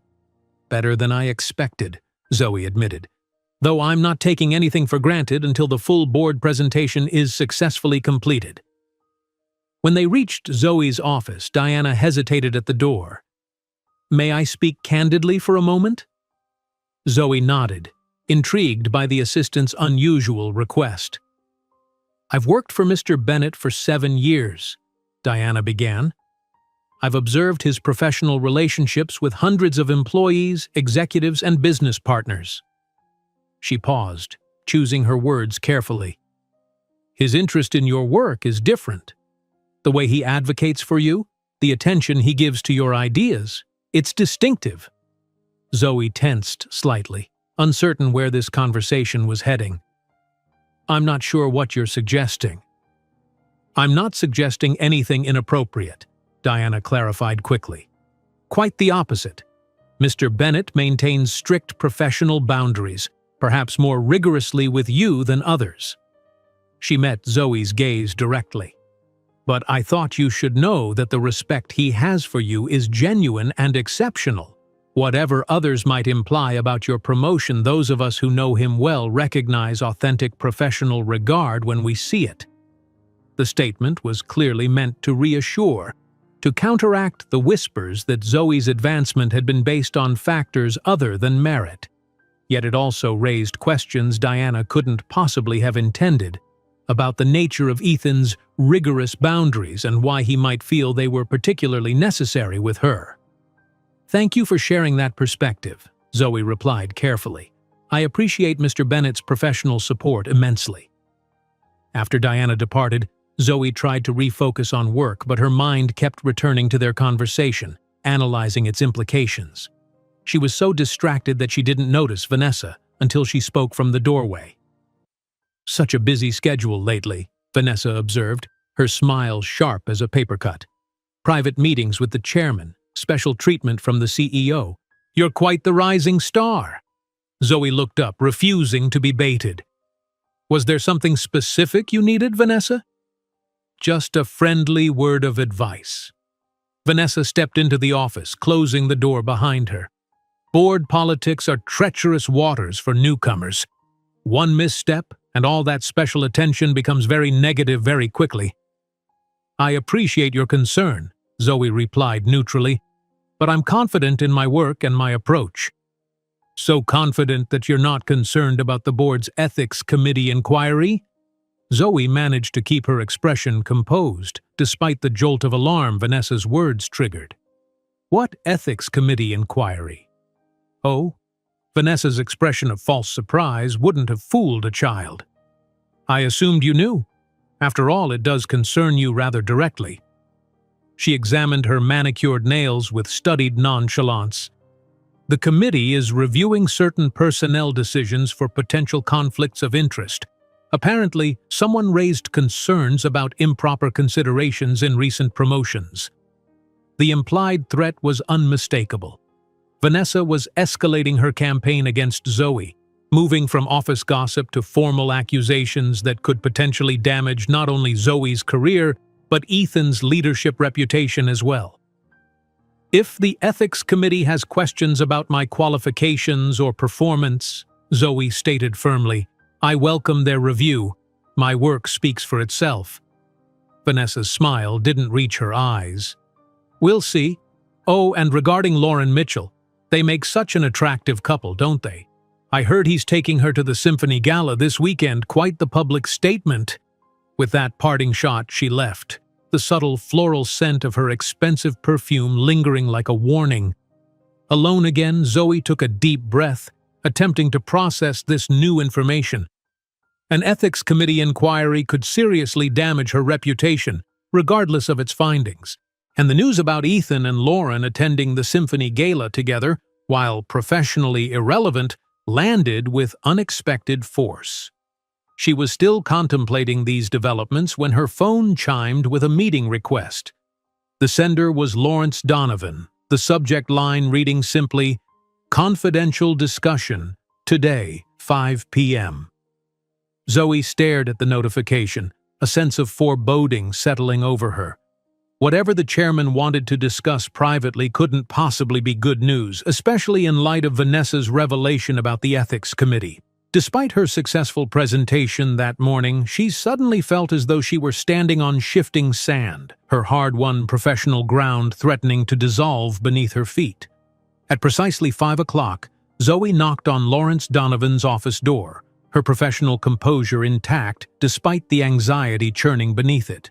His administrative assistant had escorted her up, offering no hints about the meeting's purpose before departing with a sympathetic smile that only heightened Zoe's concern. "Come in, Ms. Mitchell," Donovan called. She entered to find him alone, reviewing documents at his desk. Unlike their morning meeting, the atmosphere now felt weightier, more consequential. He gestured for her to take a seat across from him. "Thank you for making time at the end of your day," he began, setting aside his papers. "I wanted to speak with you privately about a matter that has come to the board's attention." Zoe's heart sank, but she maintained her professional demeanor. "Of course, Mr. Donovan, I'm happy to address any concerns." He studied her for a moment, his experienced eyes assessing. "The ethics committee has received a formal complaint regarding your promotion. The complaint alleges that your advancement was based on an inappropriate personal relationship rather than professional merit." Though she had anticipated this topic after Vanessa's warning, hearing it stated so directly by the chairman himself made it far more real and far more threatening to her career. Zoe took a measured breath before responding. "I understand the seriousness of such allegations, sir. However, I can assure you that my promotion was based solely on my capabilities and the value of my ideas for the communication restructuring." Donovan nodded, his expression neutral. "That's consistent with what I've observed in your work, and with what Ethan, Mr. Bennett, has maintained in his formal response to the committee." "Mr. Bennett has already responded?" Zoe asked, surprised. "Indeed, quite forcefully, in fact." A hint of something like respect flickered across Donovan's features. "He provided extensive documentation of your qualifications, your project proposals, and the business case for your promotion. He also insisted on recusing himself from the committee's deliberations to avoid any perception of influence." Relief mingled with gratitude as Zoe processed this information. Ethan had defended her professionally, had prepared thoroughly to counter the allegations, yet had also maintained appropriate boundaries by stepping back from the review process. "I appreciate Mr. Bennett's support," she said carefully, "and I welcome any scrutiny of my work or qualifications. I believe they stand on their own merits." "As do I," Donovan replied, surprising her. "Which is why I voted to dismiss the complaint this morning." Zoe blinked, processing his words. "The committee has already reached a decision?" "The initial review, yes. We found insufficient evidence to warrant a formal investigation." He leaned forward slightly. "Ms. Mitchell, I've been in business long enough to recognize when allegations stem from professional jealousy rather than legitimate concerns. The complaint was clearly designed to undermine both you and Bennett." "May I ask who filed the complaint?" Zoe inquired, though she was certain she already knew the answer. "That information is confidential," Donovan replied predictably. "However, I wanted you to be aware of the situation because it may not be over. The individual who raised these concerns seems determined." "Vanessa Moore," Zoe stated, unable to contain the name. Donovan's expression revealed nothing, but he didn't contradict her. "What I can tell you is that while the Ethics Committee found no basis for investigating your promotion, certain parties may continue attempting to create the appearance of impropriety." He paused, choosing his next words carefully. "Which brings me to the secondary purpose of this meeting." Zoe straightened, bracing herself for whatever might come next. "The annual Symphony Gala is this Saturday," Donovan continued. "It's one of the most significant networking events in our industry, attended by major clients, potential partners, and competitors alike. As project lead for our flagship efficiency initiative, your presence would be valuable, particularly for discussions with the Henderson Group, who are considering implementing similar communication systems." The invitation caught Zoe off guard. The Symphony Gala was a prestigious event typically attended only by executives and board members. Being asked to represent the company in such a setting was both an honor and a strategic opportunity to showcase her project. Yet Vanessa's words echoed in her mind. Ethan would be attending with Lauren. The thought of watching them together while maintaining professional poise seemed an almost impossible challenge. "I'm honored by the invitation," she said, choosing her words carefully. "But given the recent ethics complaint, might my attendance alongside the executive team appear to validate the very concerns that were raised?" Donovan's mouth curved in what might have been approval at her insight. "Quite the opposite, Ms. Mitchell. Your presence as a project lead, engaging with potential clients about business matters, reinforces the professional nature of your role and your promotion. It normalizes your position within the leadership structure." He leaned back in his chair. "Besides, several other project leads will be attending as well, Michael Chen, for instance, and James Harrington." Put that way, declining would seem more suspicious than accepting. "Then I would be pleased to attend," Zoe replied, pushing aside her personal reservations. "Thank you for the opportunity." "Excellent. Diana will ensure you receive the formal invitation with all relevant details." Donovan rose, signaling the meeting's conclusion. "And Ms. Mitchell? I suggest a certain consciousness about appearances in the coming weeks, not because you've done anything inappropriate, but because perception often matters as much as reality in corporate politics." The warning was clear. Vanessa might have lost this battle, but the war continued. Zoe would need to be beyond reproach in every professional interaction, particularly those involving Ethan. "I understand completely," she assured him, "and I appreciate your candor." As she left Donovan's office, Zoe felt a complex mixture of emotions: relief that the ethics complaint had been dismissed, pride in being invited to the gala, anxiety about seeing Ethan with Lauren, and lingering concern about Vanessa's next move. She was so preoccupied with these thoughts that she nearly collided with someone rounding the corner. "Zoe!" Michael steadied her with a hand on her arm. "Sorry about that. Are you okay? You looked a million miles away." "Just thinking about work," she replied, composing herself. "What brings you to this floor?" "Meeting with Richardson about the tech implementation budget," he explained. "But I'm glad I ran into you. I hear we'll both be at the Symphony Gala this weekend." "News travels fast," Zoe observed with a small smile. "Donovan just invited me." "It's a good sign," Michael assured her. The board doesn't waste those invitations on people they don't value." He hesitated, then added more quietly, "And it's a nice slap in the face to whoever filed that ethics complaint." Zoe's eyes widened slightly. "You know about that?" "Executive grapevine," he admitted. "Don't worry, Donovan shut it down pretty decisively, but—" He glanced around before continuing, "Just be careful around Vanessa at the gala. She'll be looking for any opportunity to create drama." "I appreciate the warning," Zoe said sincerely. Michael nodded, then added casually, "A few of us are planning to meet for drinks beforehand at the Regal. You're welcome to join if you'd like to arrive with a group rather than solo." The offer of professional alliance and subtle protection wasn't lost on Zoe. "I'd like that very much. Thank you, Michael." The days leading up to the gala passed in a whirlwind of preparations, both professional and personal. Diana delivered the formal invitation along with a detailed brief on the Henderson Group representatives who would be attending. Clear evidence that Donovan genuinely expected Zoe to conduct business discussions at the event. Meanwhile, Zoe invested considerable thought in her attire for the evening, recognizing that her appearance would be scrutinized from multiple angles. She eventually selected a midnight blue evening gown that was both sophisticated and flattering, with a sweetheart neckline and flowing skirt that complemented her curves without emphasizing them inappropriately. Saturday evening found her meeting Michael and several colleagues at the Regal, an upscale lounge near the Symphony Hall. They formed a congenial group, discussing business casually while enjoying pre-event cocktails. Zoe was grateful for their company, feeling more confident approaching the gala with professional allies by her side. When they arrived at the Symphony Hall, the entrance was already bustling with attendees in formal wear, the atmosphere charged with the particular energy of powerful people gathering.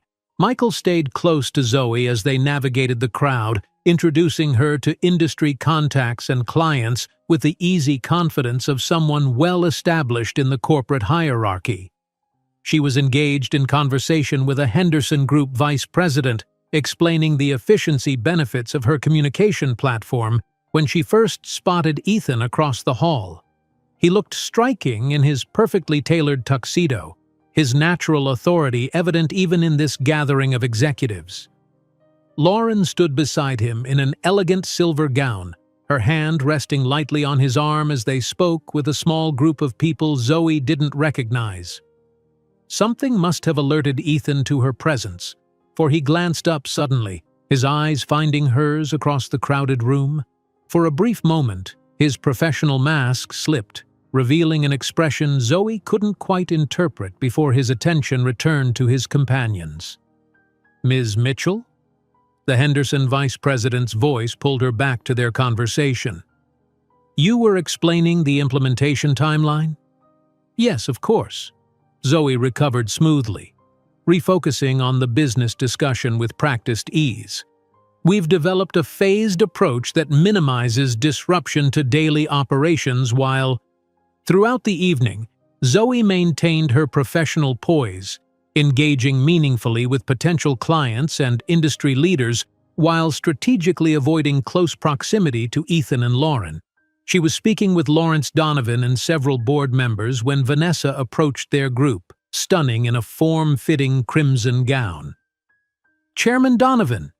Vanessa greeted him warmly before acknowledging the others. Her smile cooled noticeably when it reached Zoe. "And Ms. Mitchell, how surprising to see you here. These events are typically reserved for senior leadership." Ms. Mitchell was invited specifically to discuss the efficiency initiative with the Henderson Group, Donovan replied before Zoe could respond. Her presentation to their vice president earlier was quite impressive. "How fortunate for her," Vanessa responded, her tone suggesting luck rather than merit, though it must be somewhat awkward given the circumstances. "What circumstances would those be?" Donovan asked, his expression neutral, but his eyes sharp. Vanessa gestured subtly toward where Ethan and Lauren stood near the orchestra pit. "Being in the same room as your mentor and his date, after certain rumors have circulated." The implied accusation hung in the air, its target less Zoe than the board members present. a strategic attempt to plant seeds of doubt despite the Ethics Committee's dismissal. Before anyone could respond, a new voice joined the conversation. Discussing the efficiency initiative without its technical lead, Michael approached their group, nodding respectfully to the board members. I hope you don't mind my joining. The Henderson Group executives had some questions about integration that I thought Zoe and I could address together. His timely intervention shifted the conversation back to business matters, effectively neutralizing Vanessa's attempt to create discomfort. As the evening progressed, Zoe found herself increasingly grateful for Michael's subtle but consistent support, providing professional buffers whenever Vanessa or other potentially difficult interactions loomed. It was nearing 11 when Zoe excused herself to visit the ladies' room, needing a brief moment of solitude after hours of careful navigation through complex social waters. She had just finished refreshing her lipstick when the door opened, revealing Lauren Mitchell. For an awkward moment, they regarded each other in the mirror without speaking. Then Lauren smiled slightly, reaching into her clutch for her own lipstick. "It's Zoe, isn't it?" she asked, though they both knew she was well aware of who Zoe was. "I've heard impressive things about your communication platform." "Thank you," Zoe replied, maintaining polite professionalism. "The legal department's input has been invaluable to the implementation process." Lauren applied her lipstick before responding. "You know, it's interesting." She turned to face Zoe directly. "Ethan has mentioned your project in every conversation we've had. Every single one." The statement hung between them, its implications unclear. Was Lauren expressing jealousy? Warning? Something else entirely? "The Efficiency Initiative is Mr. Bennett's flagship project this year," Zoe responded carefully. "It's natural he would discuss it frequently." "It's not the project he talks about," Lauren clarified, her gaze steady. "It's you." Zoe's heart skipped a beat at Lauren's revelation, but she kept her expression neutral. "I'm sure Mr. Bennett discusses all his project leads," she responded carefully. Lauren smiled, a knowing look in her eyes. "I've been with the company for 7 years, Zoe. I've seen how Ethan interacts with employees at every level. This is different." She checked her appearance one final time in the mirror before adding, "For what it's worth, I think Vanessa's accusations are absurd. Anyone who's seen you work knows your promotion was earned." The unexpected support left Zoe momentarily speechless. "Thank you," she finally managed. "That means a lot, especially coming from you." "Coming from me?" Lauren raised an eyebrow. "Because you and Mr. Bennett are—" Zoe hesitated, unsure how to delicately reference their relationship. Lauren's laugh was genuine, tinged with surprise. "Is that what people think? That Ethan and I are dating?" She shook her head, amusement dancing in her eyes. "We're not. I'm helping him navigate some complicated legal matters regarding his family's trust. These dates have been business meetings in public settings to avoid raising concerns with certain interested parties." The revelation washed over Zoe like a wave, sweeping away assumptions she hadn't even realized she'd been harboring. "But tonight, I'm attending as his lawyer, not his date," Lauren clarified. "The Henderson Group's legal team is here, and Ethan wanted me available for consultation during negotiations." She studied Zoe with renewed interest. "Did you think we were involved romantically?" "Vanessa implied as much," Zoe admitted, feeling suddenly foolish for having believed it so readily. "Ah, Vanessa." Lauren's expression hardened slightly. "You should know she tried a similar approach with me yesterday, suggesting you and Ethan were involved and that I should be concerned. She's growing desperate."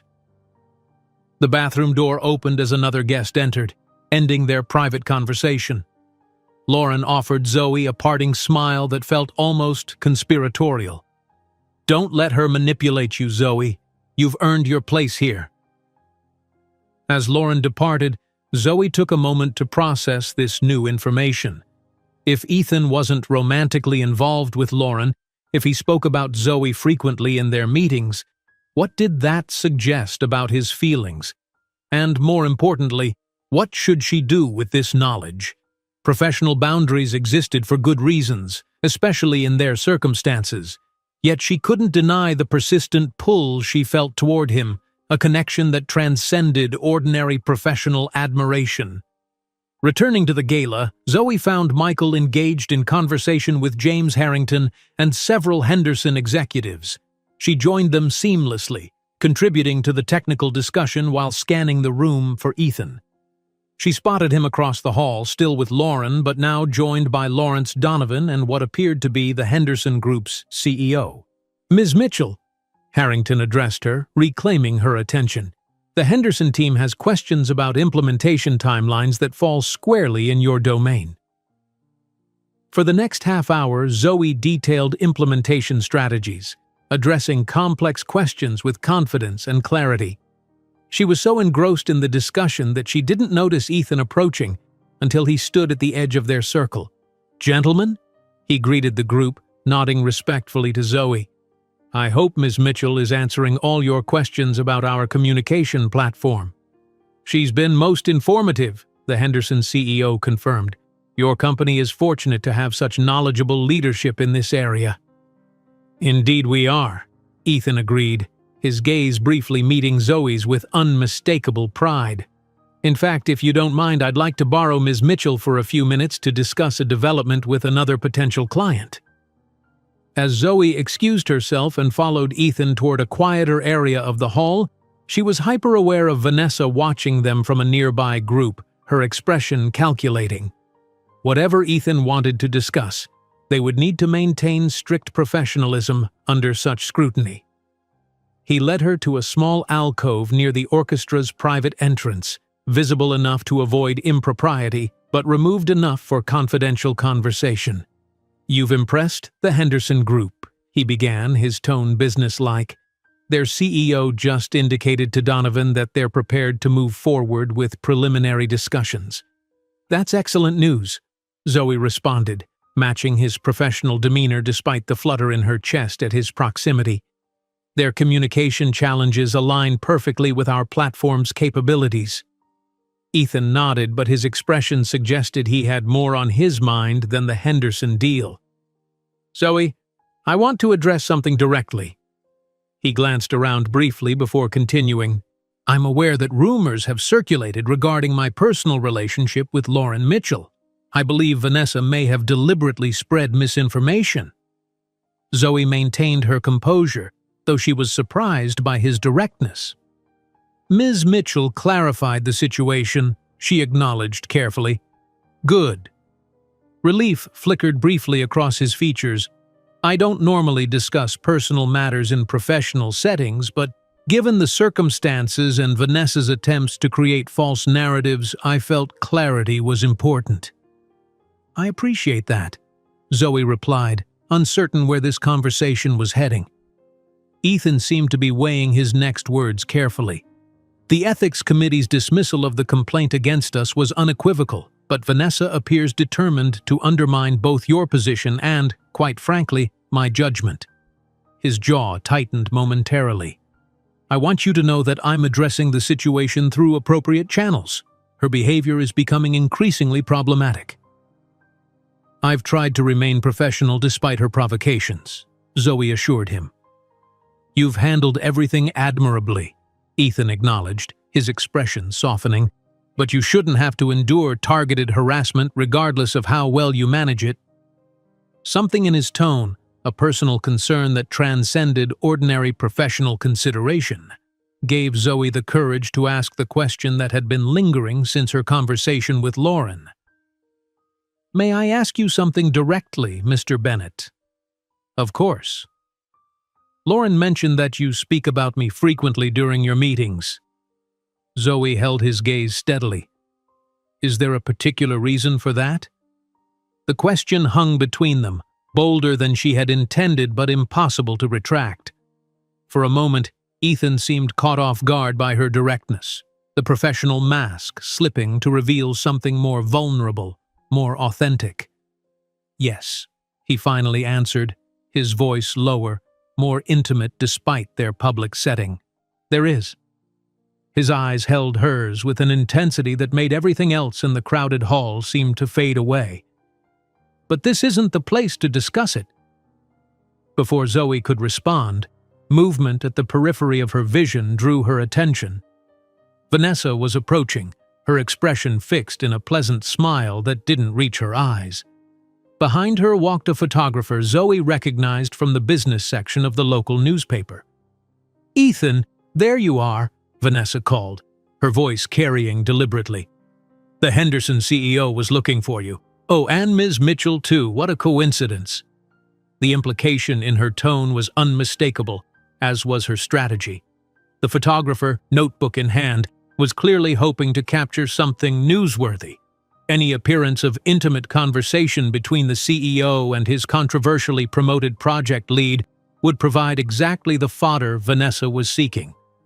Ethan recognized the trap immediately, his expression cooling as he turned to address Vanessa with professional courtesy. "Thank you, Vanessa. We were just discussing the Henderson Group's interest in our communication platform. In fact, Ms. Mitchell was about to rejoin Michael Chen to coordinate the technical aspects of their proposal." His smooth redirection gave Zoe the opening to step away, maintaining appropriate professional distance. "I'll connect with Michael immediately," she confirmed, nodding politely to Vanessa and the photographer before walking away with measured composure. As she moved through the crowd, Zoe could feel Vanessa's frustration radiating behind her. The attempted ambush had failed, but it signaled an escalation in tactics that troubled Zoe deeply. How far would Vanessa go to discredit her? She had just reached Michael when a commotion near the entrance caught everyone's attention. A woman in an evening gown had apparently spilled champagne on Vanessa's crimson dress, creating a dramatic scene as Vanessa's voice rose in sharp reprimand. "You clumsy fool, do you have any idea how much this dress costs?" The woman, whom Zoe now recognized as Diana, Ethan's assistant, was apologizing profusely, though something about her contrition seemed almost performative. "I'm so terribly sorry, Miss Moore. I was distracted by that reporter asking questions about Ms. Mitchell." The mention of Zoe's name instantly redirected attention throughout the hall. The photographer, who had been hovering near Ethan, quickly moved toward the commotion, camera ready. Vanessa, realizing she had become the spectacle rather than creating one, attempted to regain composure. "What reporter? What questions?" she demanded, her voice carrying across the now quieting room. Diana feigned confusion. "The one from the Financial Times. He was asking about Ms. Mitchell's communication platform and its projected impact on corporate efficiency. Said it might be the cover story next week." She blinked innocently. "Isn't that why you were speaking with that photographer? About Ms. Mitchell's project?" Vanessa's expression contorted briefly before she managed to control it. "Of course," she replied tightly. "The platform is certainly noteworthy." The strategic redirection had been masterful. Diana had not only disrupted whatever Vanessa had been planning with the photographer, but had also publicly associated Zoe's name with positive professional attention rather than rumored scandal. Michael leaned close to whisper in Zoe's ear, "I don't think that was an accident. Diana never spills anything." "No," Zoe agreed quietly, watching as Diana continued her elaborate apologies while effectively preventing Vanessa from regaining control of the narrative. "She doesn't." The remainder of the evening passed without further incident. Zoe continued engaging with clients and colleagues, her confidence bolstered by the unexpected allies who had emerged in her corner. As the event wound down, she found herself near the coat check, preparing to depart with Michael and several other colleagues when Ethan approached their group. "Excellent work tonight, everyone," he addressed them collectively before focusing on Zoe. "Ms. Mitchell, a moment before you leave, there's a matter regarding the Henderson proposal I'd like to discuss." The others continued ahead while Zoe remained behind, maintaining a professional distance as Ethan led her to a quiet corner of the now emptying foyer. "I wanted to thank you," he began, for handling tonight with such grace despite Vanessa's provocations. I should be thanking you, Zoe replied. And Diana, apparently. A hint of a smile crossed his features. Diana has impeccable timing. His expression turned more serious. But that's not what I wanted to discuss. Zoe waited, heart quickening despite her best efforts to remain composed. You asked me earlier if there was a reason I speak about you frequently in my meetings with Lauren. His voice was low, intended only for her ears despite the nearly empty space around them. The truth is, I've been seeking legal advice regarding company policy on relationships between executives and employees in different reporting structures. The admission hung in the air between them, its implications sending a flutter through Zoe's chest. I see, she managed, her voice steadier than she felt. I've maintained strict professional boundaries because I respect you too much to complicate your career with personal considerations. Ethan continued, his gaze holding hers with an intensity that made it difficult to breathe. But I find myself increasingly unable to pretend that my interest in you is purely professional. Before Zoe could formulate a response, a voice called from across the foyer. Mr. Bennett, the Henderson CEO is looking for you before he departs. Ethan's expression reflected momentary frustration before his professional mask slipped back into place. We'll continue this conversation soon, he promised quietly, if you're willing. With that, he returned to his duties as CEO, leaving Zoe standing alone with the weight of his confession and the promise of a conversation that would inevitably change everything between them. As she finally turned to join her waiting colleagues, she caught sight of Vanessa watching from the shadows, her expression no longer calculating but openly hostile. The battle lines had been clearly drawn. Vanessa had failed to undermine Zoe professionally, had failed to create scandal through innuendo and manipulation. Whatever came next would not be subtle. And Zoe, for all her growing confidence, knew that the most dangerous time was when an opponent felt truly cornered.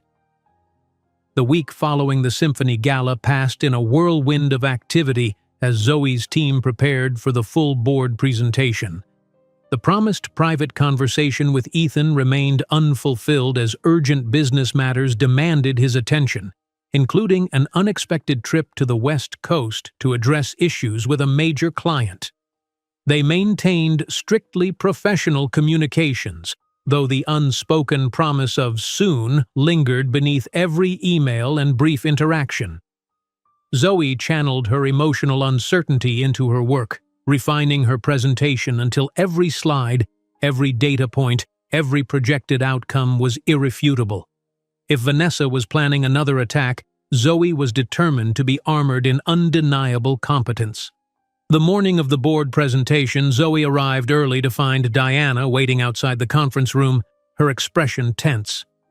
Ms. Mitchell, I need to speak with you urgently, she said, guiding Zoe to a nearby empty office. Vanessa has made her move. What's happened? Zoe asked, steeling herself. She submitted a document to the board late last night, claiming to have evidence of irregularities in your project's data reporting. Diana's voice was low but urgent. She's suggesting you've manipulated efficiency projections to make your platform appear more successful than it actually is. Cold dread settled in Zoe's stomach. An accusation of data manipulation was far more serious than implied romantic impropriety. It struck at her professional integrity and could potentially derail her career regardless of its validity. That's completely false, Zoe said firmly. Every projection is backed by verified data and independent analysis. I know that, Diana assured her. And thankfully, so does Mr. Bennett. He's been in emergency meetings with the finance team since 5 a.m., verifying every number in your reports. She hesitated before adding, Vanessa timed this deliberately, knowing he'd be rushing back from the West Coast and wouldn't have time to prepare a proper defense. Zoe took a deep breath, processing this information. When is the board expecting to address this? That's the other problem. She's convinced them to discuss it before your scheduled presentation. They're gathering now. Diana checked her watch. You have about 15 minutes to decide how to respond. 15 minutes to prepare for an ambush that threatened everything she'd worked for. Zoe's mind raced through options, evaluating and discarding them rapidly. Running would appear guilty. Defending without preparation risked appearing flustered or evasive. Attacking Vanessa directly would seem unprofessional. I need to see the specific allegations, Zoe decided. And I need Michael Chen. He verified all our technical projections independently. Diana nodded. I'll get you what Vanessa submitted and find Michael. Meet me at the boardroom in 10 minutes. As Diana hurried away, Zoe gathered her presentation materials, reviewing the key data points and their supporting documentation. If Vanessa wanted a battle of facts, Zoe would be ready. 10 minutes later, she stood outside the boardroom with Diana and Michael, who had arrived breathless but determined after Diana's urgent call. "This is absurd," Michael fumed, reviewing Vanessa's allegations. "She's cherry-picked preliminary data from before final testing and presented it as if it were the definitive results." "It's deliberately misleading," Zoe agreed, "but cleverly constructed to appear damning to anyone unfamiliar with the testing process." The boardroom doors opened, and Diana was called inside briefly before returning. "They're ready for you," she said. "Mr. Bennett just arrived. He looks intense." Zoe squared her shoulders, nodded to Michael, and entered the boardroom with her head held high. The long table was occupied by board members on both sides, with Lawrence Donovan at the head. Ethan sat to his right, his expression carefully controlled, but his eyes blazing with barely contained fury. Vanessa sat halfway down the table, a satisfied smile playing at the corners of her mouth. "Ms. Mitchell," Donovan began, his tone neutral but grave. "Serious concerns have been raised regarding the integrity of your project's reported outcomes. The board has reviewed documentation suggesting significant discrepancies between actual test results and the projections you've presented." "With respect, sir," Zoe replied steadily, "I've reviewed the allegations, and they represent a fundamental misrepresentation of our testing methodology and results." She moved forward, placing her tablet on the table. "If I may, I'd like to address these concerns directly, with Mr. Chen's assistance, as he independently verified our technical outcomes." Donovan nodded, gesturing for her to proceed. For the next 20 minutes, Zoe methodically dismantled Vanessa's allegations, explaining the progressive testing approach that naturally showed improved results over time, presenting verification documentation from independent analysts, and demonstrating how Vanessa had deliberately selected preliminary data to create the appearance of manipulation. Michael provided technical corroboration, his reputation for meticulous accuracy lending additional weight to their explanation. Throughout their presentation, Ethan remained silent, though his expression gradually shifted from anger to something resembling pride. When they concluded, Vanessa immediately countered. "This is all very convenient," she said dismissively. "Of course, Ms. Mitchell's closest ally on the project would support her claims, but the fact remains that the numbers presented to clients differ significantly from internal testing results." "That's an outright falsehood," Ethan spoke for the first time, his voice controlled but edged with steel. "As CEO, I personally reviewed all client presentations and authorized the projection data. If Ms. Mitchell manipulated numbers, she did so with my explicit approval, which would make me equally culpable." The strategic move silenced the room. By aligning himself with Zoe's data, Ethan had effectively raised the stakes. The board would have to question his integrity as CEO to continue questioning her projections. Lawrence Donovan leaned forward, addressing Vanessa directly. "Ms. Moore, these allegations are extremely serious. What prompted your investigation into Ms. Mitchell's data?" Vanessa faltered slightly under his direct gaze. "As marketing director, I was concerned about promising clients results we couldn't deliver. It's my responsibility to ensure our public claims are accurate." "Interesting," Donovan replied. "Yet you bypassed both Ms. Mitchell and Mr. Bennett with your concerns, bringing them directly to the board without allowing for explanation or context." He exchanged glances with other board members before continuing. This pattern of behavior, raising accusations without first seeking clarification through appropriate channels, is troubling. I was concerned about objectivity, given the personal dynamics at play, Vanessa replied, her implication clear. Something shifted in Ethan's expression. A decision reached, a line crossed. He stood, commanding the attention of everyone present. "Let me address the subtext of Ms. Moore's statement directly," he said, his voice resonating with quiet authority. "For weeks, she has attempted to undermine Ms. Mitchell's position through insinuation and gossip, suggesting her promotion was based on personal rather than professional considerations." He turned, meeting the gaze of each board member in turn. "I have maintained professional boundaries and recused myself from ethics reviews to ensure complete transparency. I have defended Ms. Mitchell's work on its merits because it deserves to be defended, but I will no longer allow these attacks on her character and competence to continue unchallenged." Ethan's gaze finally settled on Vanessa, who seemed to shrink under its intensity. "Ms. Moore, your repeated attempts to discredit a valued employee through false allegations and manipulated evidence reflect a disturbing lack of professional ethics. Your actions have not only targeted an individual but have potentially damaged client relationships and company morale." The silence in the room was absolute as Ethan turned back to address the board. "I recommend an immediate review of Ms. Moore's conduct by the Ethics Committee, with appropriate disciplinary action to follow. I further recommend that Ms. Mitchell's project continue as planned, with regular transparent reporting directly to the board to eliminate any lingering concerns about data integrity." Lawrence Donovan nodded slowly. "I believe that's a reasonable approach. All in favor?" Hands raised around the table, creating a clear majority. Vanessa's face had gone deathly pale, the realization of her professional jeopardy finally sinking in. "Then it's decided," Donovan concluded. "Ms. Moore, please wait outside while we discuss next steps. Ms. Mitchell, please proceed with your originally scheduled presentation." As Vanessa left the room, visibly shaken, the atmosphere shifted perceptibly. Zoe moved to the presentation screen with renewed confidence, launching into her prepared overview of the communication platform's implementation progress and projected outcomes. The board engaged actively, asking thoughtful questions that reflected genuine interest rather than suspicion. When the presentation concluded successfully, Donovan dismissed the meeting with evident satisfaction. "Excellent work, Ms. Mitchell. Please provide monthly updates as we move forward with the Henderson Group implementation."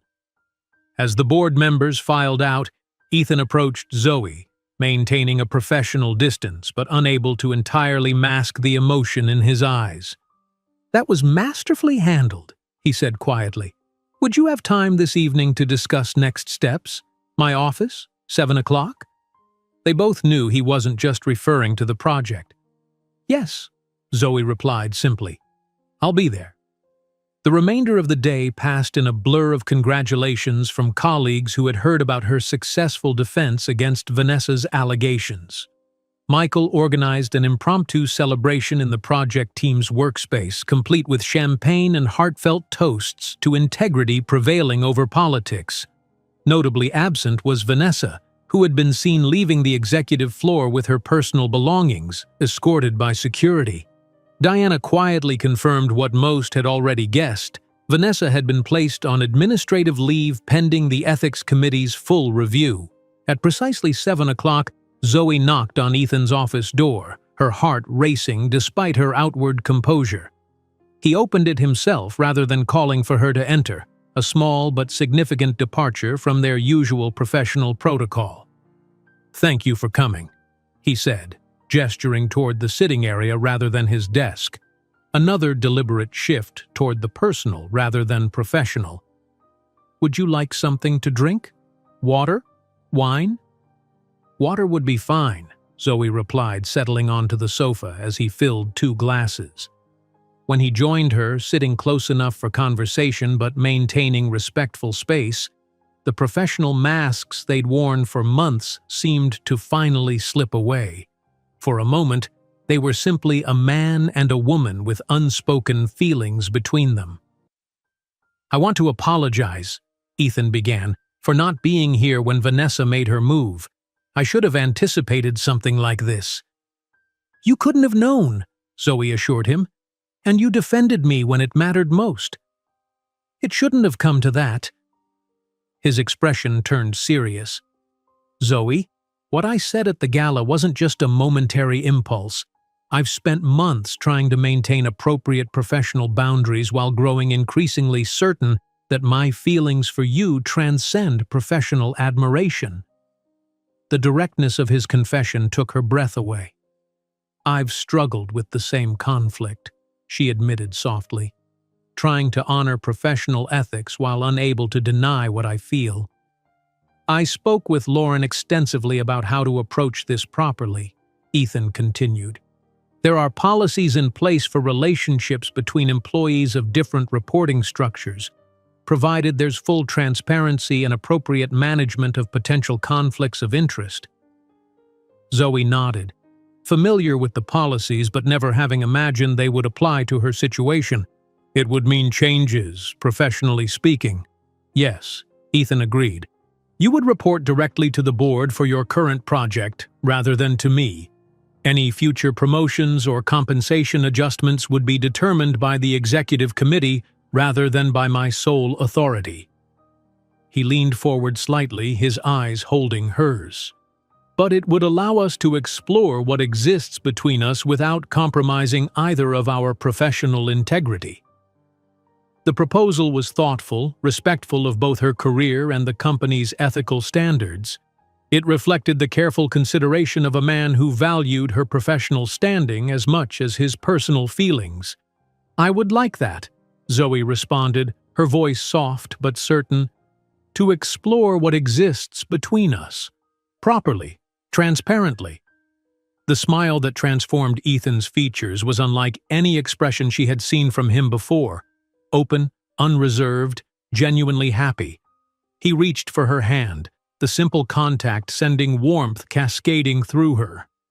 "Then we'll file the appropriate disclosures tomorrow," he said, "and have dinner afterward, as ourselves, not as CEO and project lead."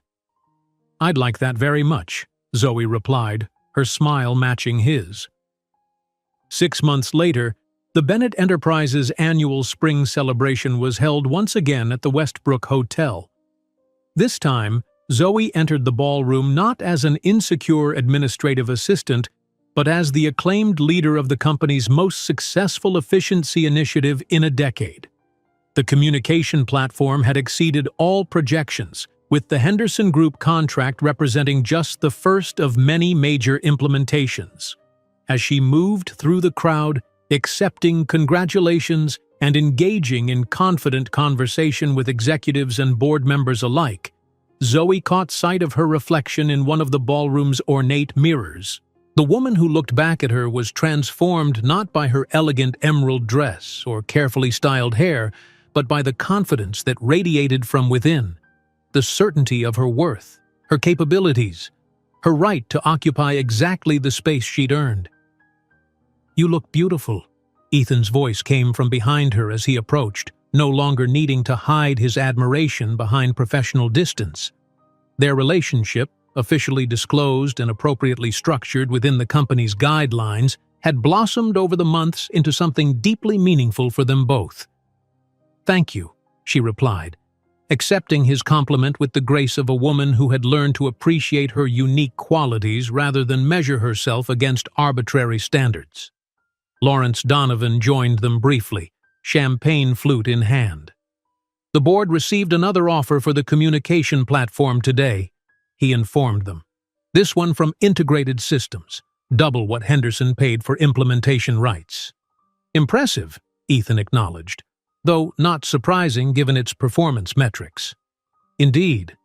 Donovan raised his glass slightly. "A testament to recognizing talent regardless of where it resides in an organization.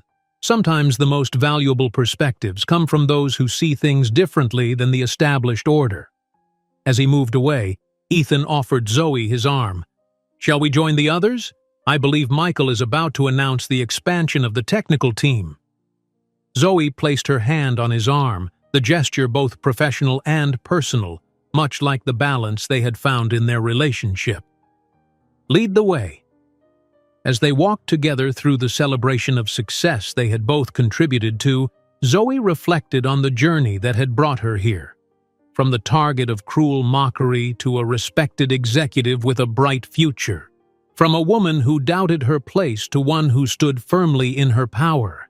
From solitary insecurity to partnership with a man who valued both her mind and her heart. She had not changed who she was to achieve this transformation, had not altered her curves or diminished her compassion or compromised her integrity. Instead, she had simply refused to accept the limitations others tried to impose, had persisted in proving her worth through her work, and had found the courage to embrace happiness when it presented itself. And in doing so, Zoe Mitchell had not only captivated her wealthy boss's heart, but had claimed her rightful place in a world that had once sought to exclude her. If you enjoyed this story, don't miss the next one. Just click on the screen.